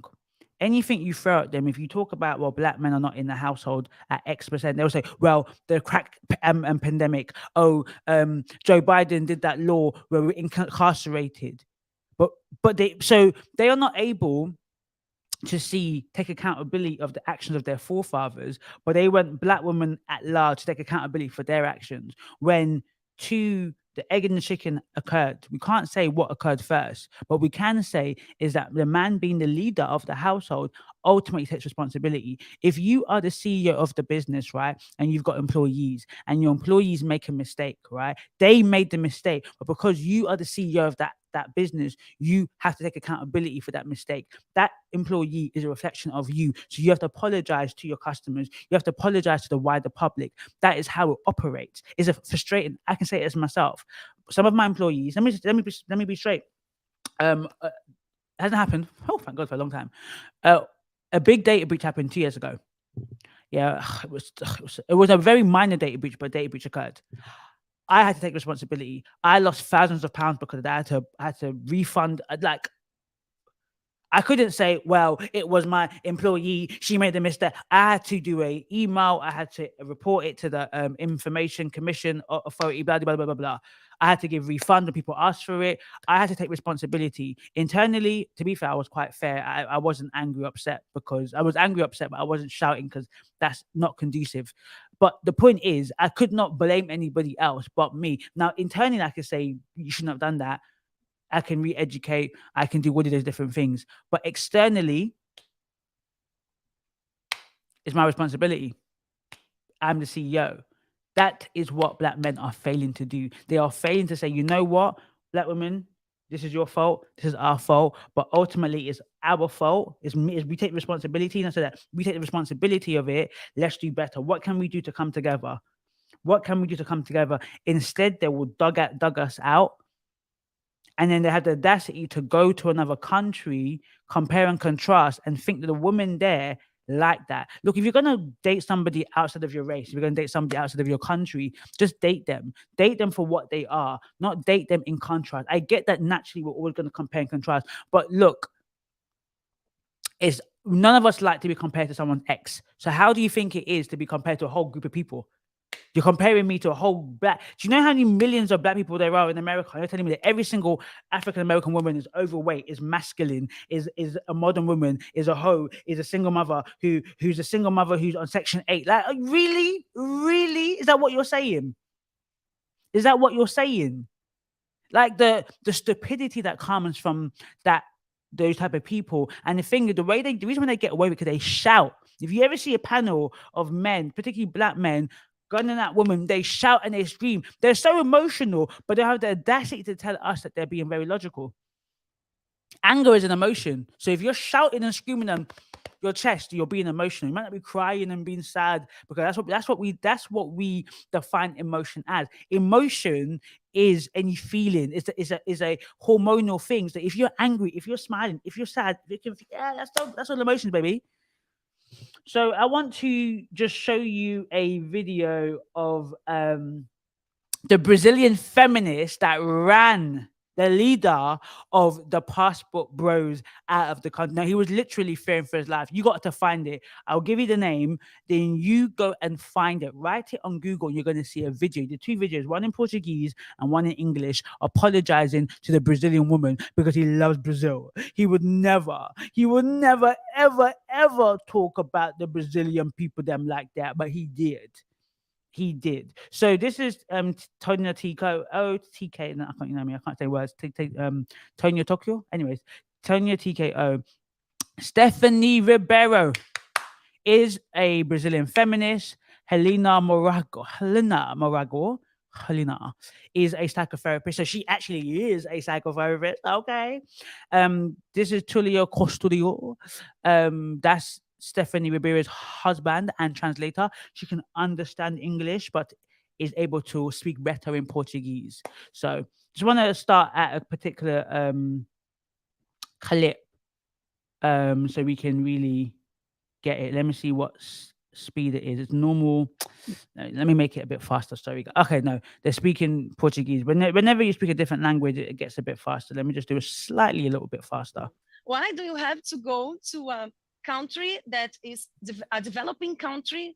Why do you have to come from a developed country to a developing country and encounter women that maybe are more vulnerable, at least economically? I'll tell you what they're saying. So they're saying that because the culture is more traditional, you know, the men take care of the women and play the traditional male role, and the women play the traditional female role, that the culture creates submissive women who know how to take care of a man, who are very gentle and feminine. This is what they're saying. And we're going to read the apples because there are people who are sending the cash apps through, and some of the passport bros are in the comments. Right now, we have 2,000 people watching on YouTube. We have 100 people watching on Facebook. So there are a lot of people in here. So if you want to get your comment in, if you want me to read it on air, just it's $sign Tanya TKO, and I'm going to read the cash apples in a moment. But that's what they're saying. I'm going to show you a video, right? And in this video, there's a woman. So there's a guy. He has. Let me see how the best way to get this up on the screen so that everybody can see it. Because I saved the video because I didn't want them to delete it, because they started deleting their videos after yesterday. They started deleting them because you know they're so incendiary. Let's see. Give me 1 second. Here it is. It's pulling it from my phone. It's not gonna let me play it from the phone. But you know what? I can. Do you know, the only thing I can say is when I saw this, yeah, it encourages me as I'm new to this streaming thing and live, that if somebody like who's a bit more seasoned in the game can have technical difficulties. And even if you watch this video, for some reason, I don't know why, they had to go in, the people on, the guests had to go in every 10, 20 minutes or something, or 20 minutes in and out. So they will be logged out, pushed out, and then log in. I don't know if it's because maybe she's not paying for a higher premium tier. I don't know. But it makes you feel a bit better when you see these type of mistakes. And obviously, as I get bigger, I will be more professional. But it's just to say, it's a bit of an encouragement. And this is an encouragement to anyone here watching who wants to do something as well. Yeah, just start. Yeah, an hour before, the audio weren't working, and I had to quickly watch a video to realize that, oh, you got to select the Chrome tab and press, audio, a bit like Zoom and whatever. And then you saw what happened. The camera went off. So I'm even sitting there thinking of, okay, when I do this again next week, how do I avoid it? I will use my other webcam rather than my laptop webcam. I'll use my other webcam, which is better. And then we got to think about, what camera to use, because why is it cutting out every 30 minutes? That's a bit irritating, right? But, these are all learning curves. So to want to encourage somebody is really important. But back to Passport Bros, okay. Put it right here, up close, right? If you can see that. So she doesn't know this guy, but she's kissing him. She's in the restaurant, right? She's a server in the restaurant. Can you all see that? Oh, somebody said, how come there's no smoke for white colonizers going to black women?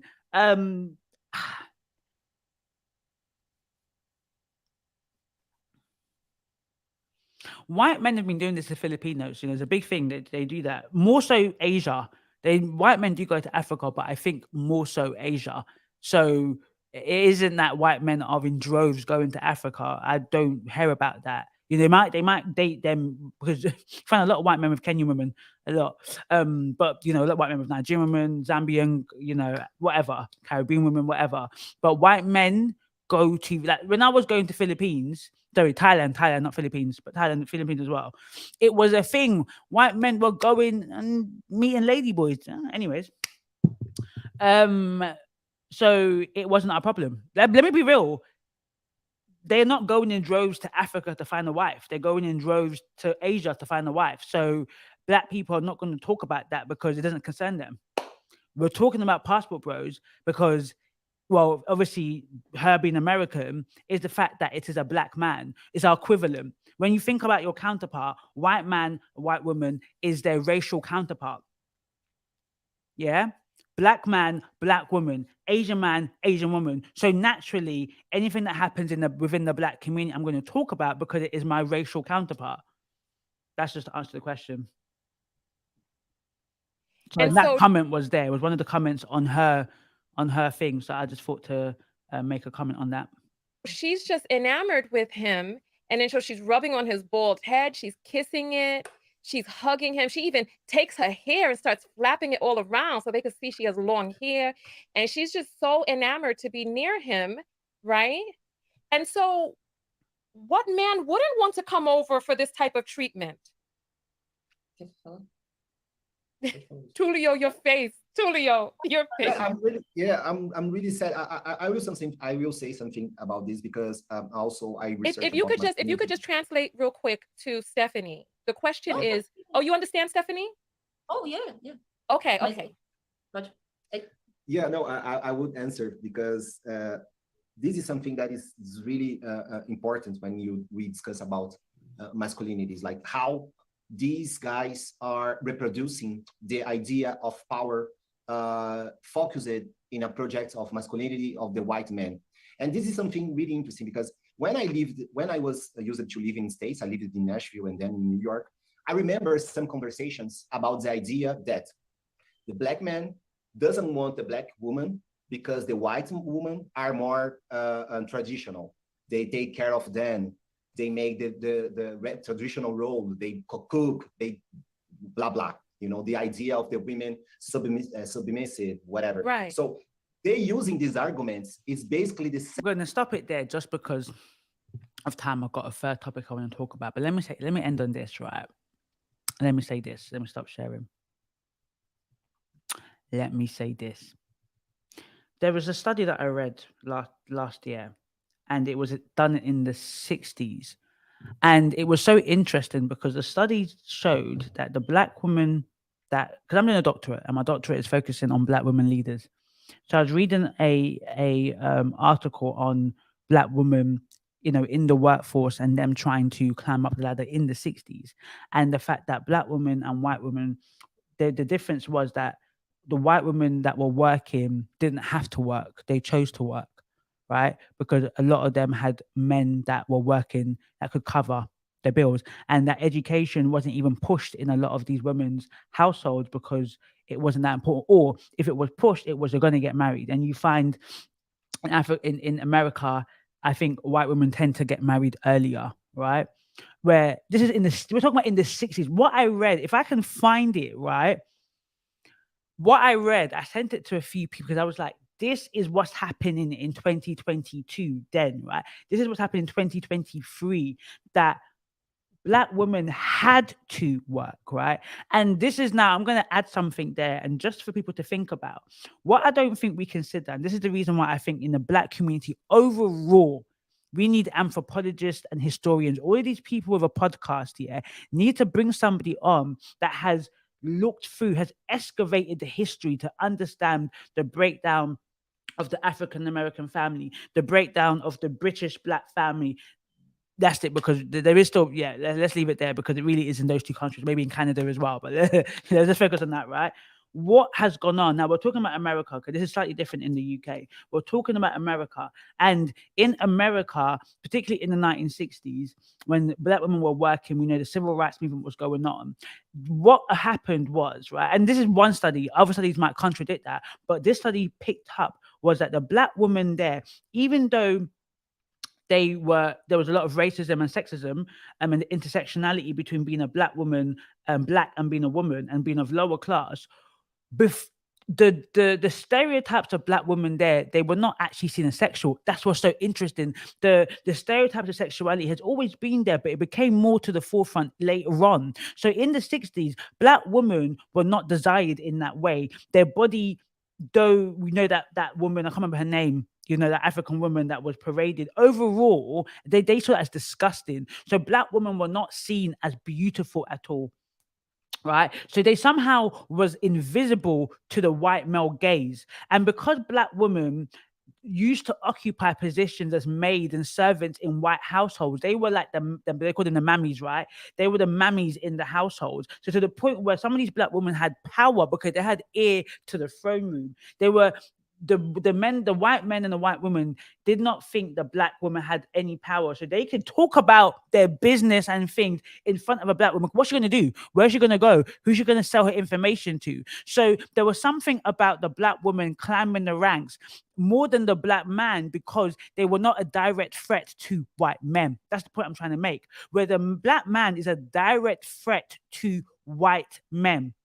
I'm talking about in the context of the workplace, but you can use that in the context of society as well at large. So they actually elevated Black women, not saying more so, but they were elevating Black women. So where Black men were going out and were only able to do menial jobs, they're only able to be mechanics, they're only able to do jobs that barely put food on the table, the Black woman had to go and work, which meant that you created, that's what the woman said, creating masculine women that have to now make sure to cover the bills.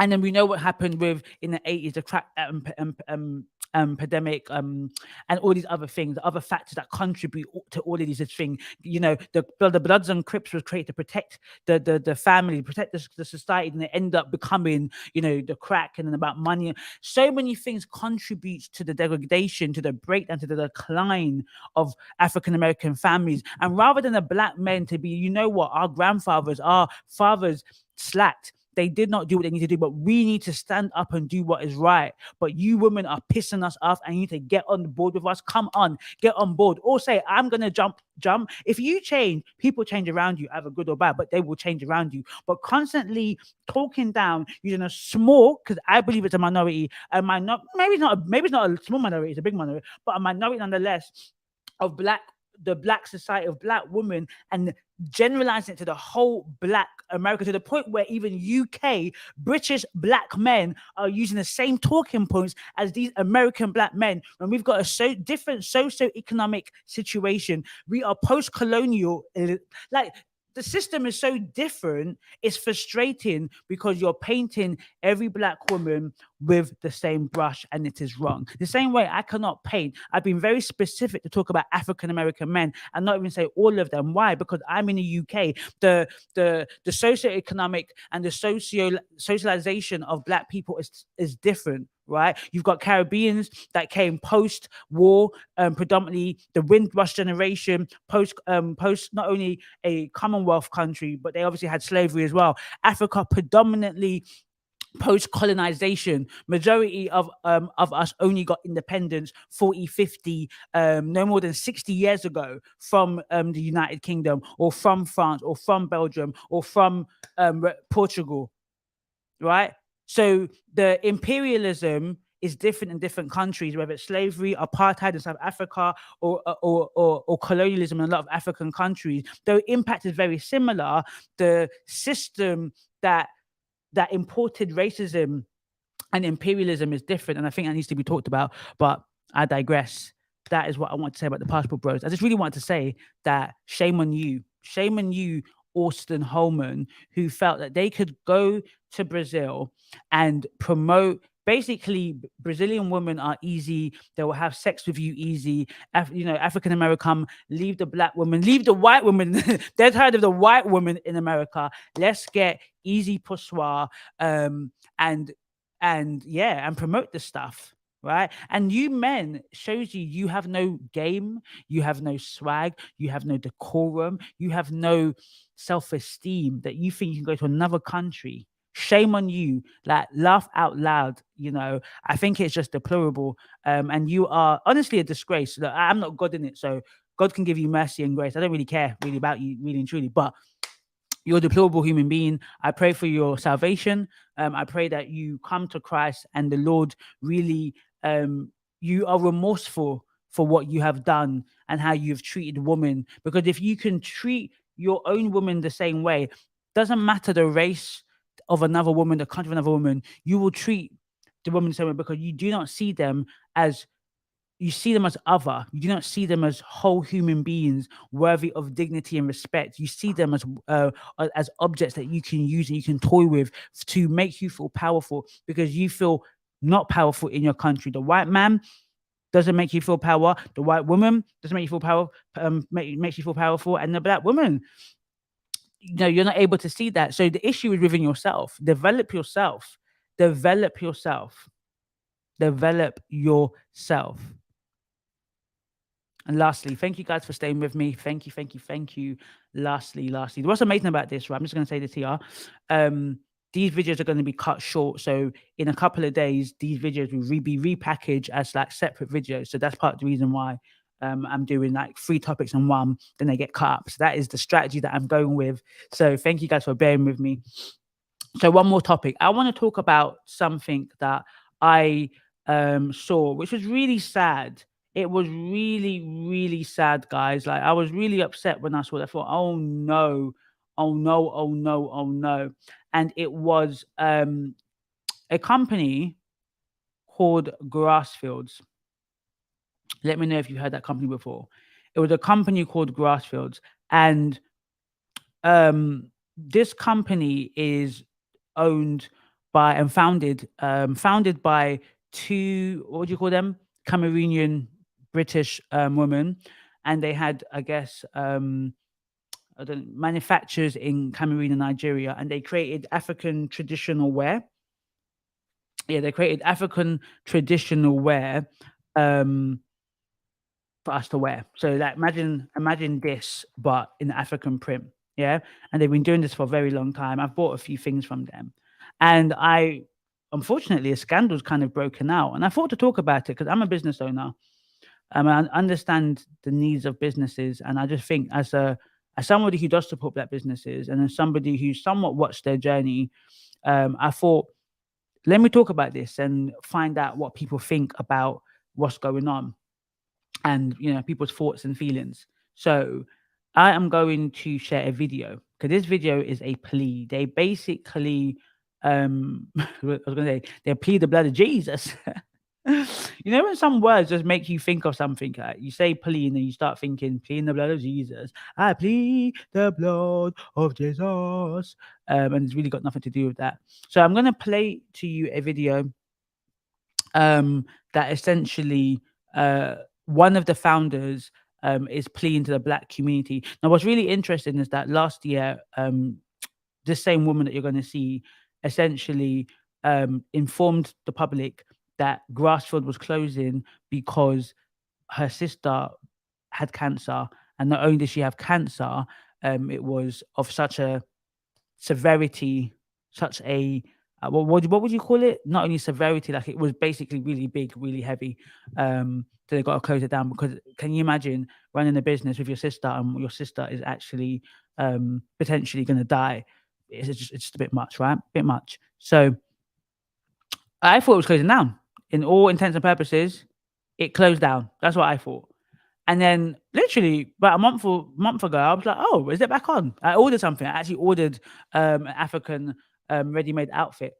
And then today I go on social media and I'm like, what happened? What here happened? So let me show you this first, right?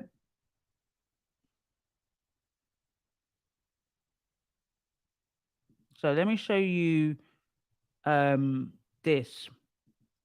So you can see, I think I can only show you the video and then I've got to show you the pictures somewhere else. Okay, cool. If you're a Black person right now, please listen. I need your help, please. It's been 5 days now. I've not been able to sleep. I can't sleep. And what is the most painful thing is that my sister and I, who founded Grassfields, have been taken away from, our company has been taken away from us. And during all this process, these 5 days, they have just been ignoring us. They have sent us letters, legal documents, trying to silence us in not talking. And they keep posting on our Instagram page. I'm talking about the investors that we went into business with. Like nothing has happened. They hijacked our emails, our company emails, even my personal email. They went into my personal email, my Instagram. And they have been they have done so many unlawful things during this whole process. And I'm saying that if they have the audacity to do this, they have done it before. But I'm going to fight for my business. They say we have fought for the last 3 years to make sure that Grassfield remain alive, even though my sister was sick. Today, I'm going to fight for Grassfields. I'm going to make sure that they pay for what they have done to us. Please help me. So that's an emotional plea to help. And, you know, and when I saw that, I was sad. I was saddened by that. But I want to show you what the new management have said. So essentially, from what I gather, is last year sister was unwell, so decided to close down. Allegedly, they owed suppliers models. They owed a lot of people money, about 2 point something million. So they went into administration and they got bought out, I think, by the investors, because I think at one point in their journey they got foreign investment. I say foreign, I mean like probably non-Black investment, white investment. So they got bought out, and then what is said is that they got rehired, and then through an investigation they basically feel that certain things that should not have happened occurred. So let's just read it. Let me read it. To dear customers and friends, we hope you are keeping well. It is with huge regret and sadness that we have been driven to write to you after a number of defamatory and malicious statements were published on social media about Grassfields. In light of this, it is important that we bring certain matters to your attention that you may not be aware of, and we have reported the matter to the police, supposedly. Because because people are writing comments and saying, I bet you it's true. You know, I mean, like, we don't know. Unless we see the police file, we don't know if it's been reported to the police. In September 2022, the current management team saved Grassfields from extinction by buying it out of administration after its co-founders and sisters, Christelle and Michelle Naganhu, ran the business into the ground.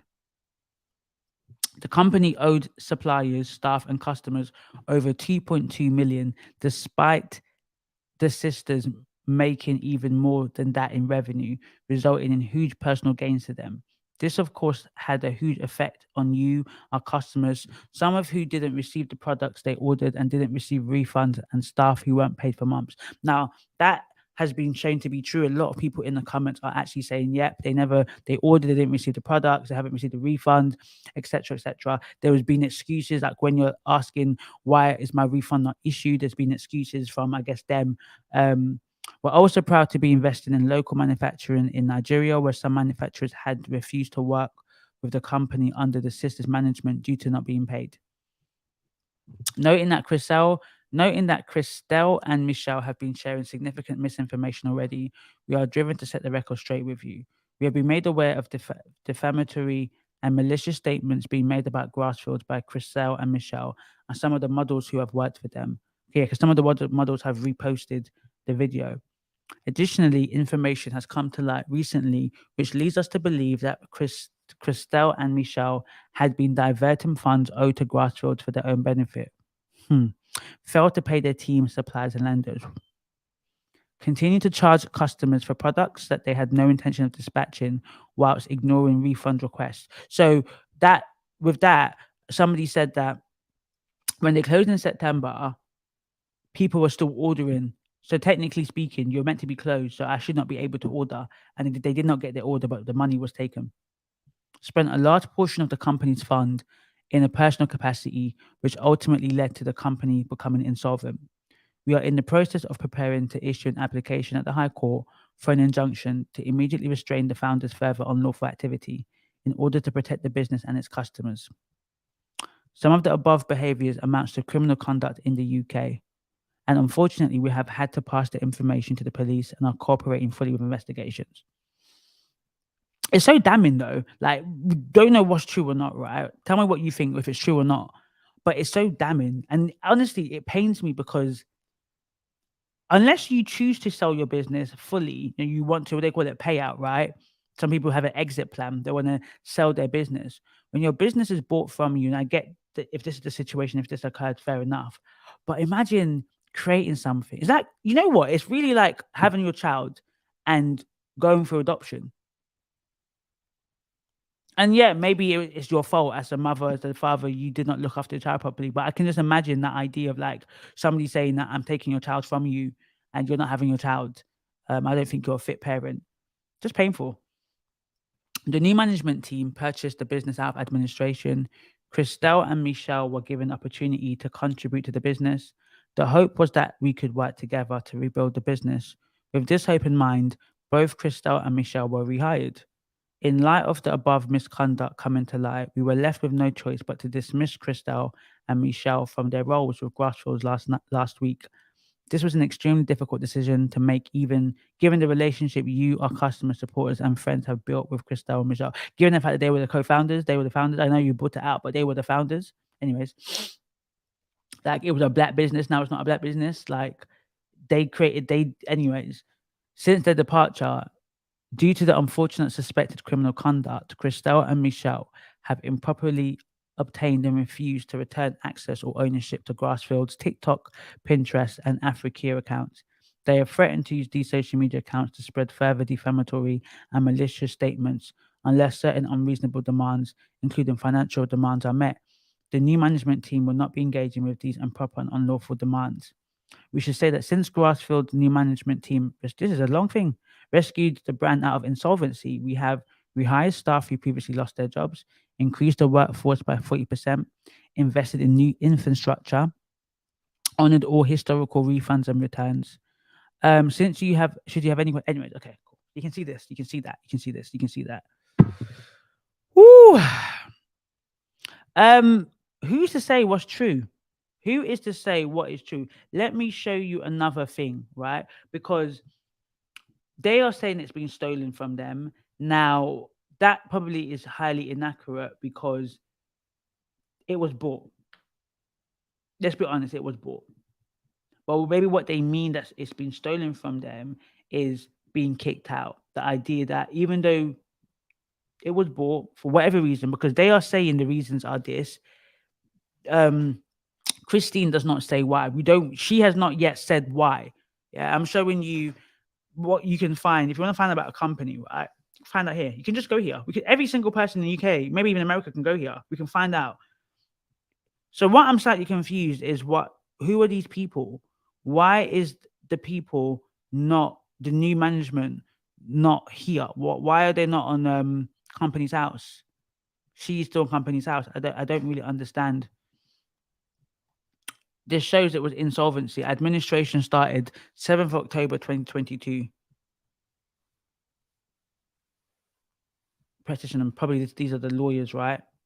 I don't know.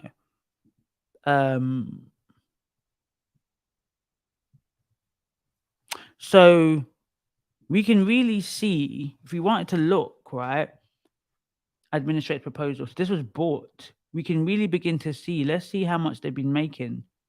Can we see their accounts? Not this one. We want to see their accounts. We want to see their accounts. We want to see the money they're making. We can begin to see their accounts really and see the money that's being made. I will show it. Interesting. You guys can't see this, so let me stop sharing and show you this new account that I am showing so you can see what I am seeing.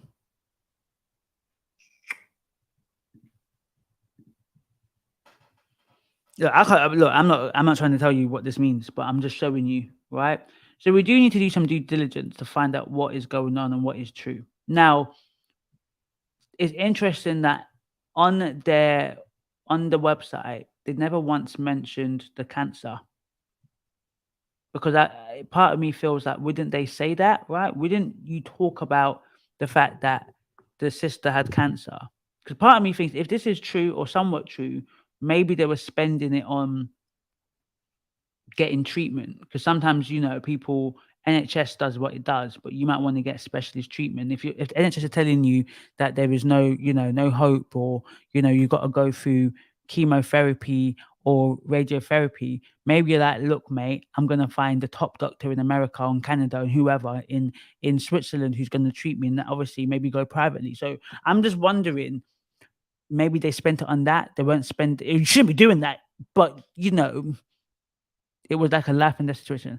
I'm just saying that we don't know what the situation is. All we know is that this woman begged the Black community for lawyers. Now, somebody said something quite true. Why would you be begging for Black lawyers? Wouldn't you have a lawyer that helps you in administration? I get that some people do things differently, but wouldn't that lawyer be able to recommend you a lawyer? I don't know, because you would ask them for a lawyer. It would probably be just, couldn't you support me? I don't know. You do wonder about these things. So I think somebody said something smart. Let me read to you a thread that my publicist said. For those talking about Grassfields, please do your research. Public docs show the company went into administration on 21st of December 2022. From what I can see, no investors stole the company. This is illegal. Let's be careful before we start crusade without the full facts. That is true. She said that it's been stolen, but it hasn't been stolen. It actually was, what's the word?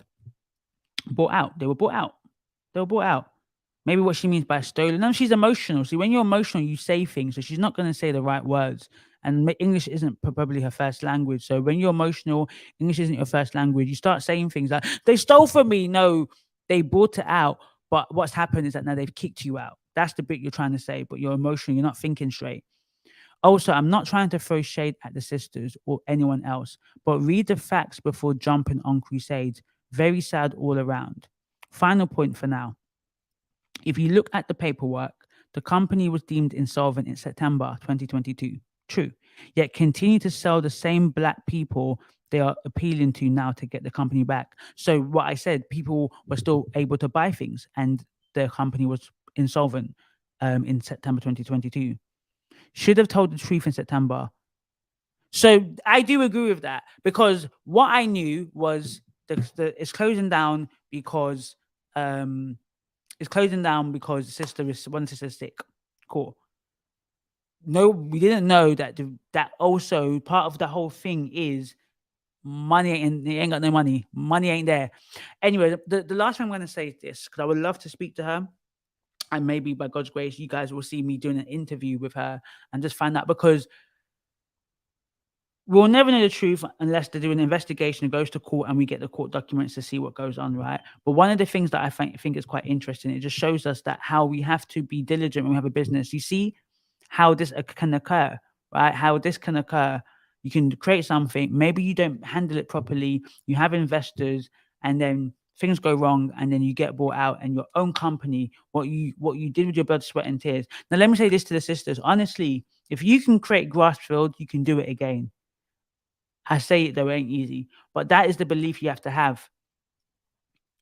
If you can create Grassfields, you can do it again. You can bounce back from this. Like, if this isn't true, if all of this isn't true, allegedly, wow, the level of attacks you women are going through, from cancer to this, my God, your level of resilience is extraordinary. All I will have to say to that is I'm going to be praying for you, because maybe you did do what they're saying you did. Maybe you did, and maybe you realized that you shouldn't have done it, but you want help now. You want a second chance. Who knows? All I can say to you, girl, is go into your prayer closet.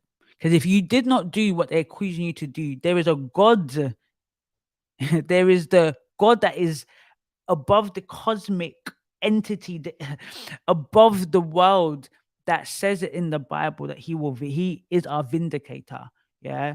I will share something at another time, but I went through a 1-year trial myself. It wasn't a court, but I went through something, and we were vindicated this month, shall I say, a whole year and a bit process, and we were vindicated. When I say we, my company was vindicated, because I knew I did not do what we've been accused of doing, even though the issue really wasn't with me, it was with someone in my company, a counselor in my company. But because the counselor was in my company, we had to defend. Now I'll talk about that another time. But the point is that all I had was the prayer in my closet, my team. And when I got that letter, 3-4 page letter, basically saying that we were justified, we were vindicated, that basically this accusation warrants nothing, I was like, there's a God on this earth that knows my name. So that's all I want to give you, Christine. Stay encouraged. I don't know what is true, what is not. We're going to find out. I would say let's support her if we can, but let's not be too quick to say they're a liar, they're not a liar, because we don't really know. And also just do a bit of due diligence. If you're an accountant, you're a lawyer, you can read through this and understand it and I don't know what it means, but you can. Let us know, Wagwan. Just have a little bit of critical thinking, guys. I know we want to support Black businesses, but sometimes we don't do the best. And this might be the consequence of our actions, and it's terrible. But yeah, that is it. That is it. So, my first live. Oh, my first live. Hey, my first live. Oh, my first live. Oh, my first live. Hey, my first. Do.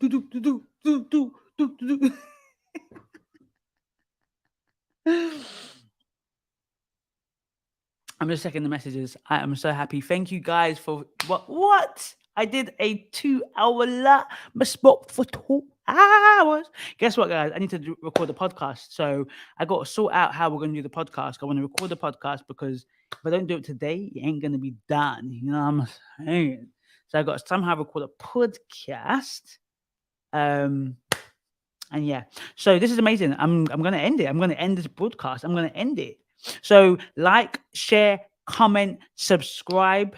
And yeah, tell a friend to tell a friend, and I shall see you in the next video. See you in the next video.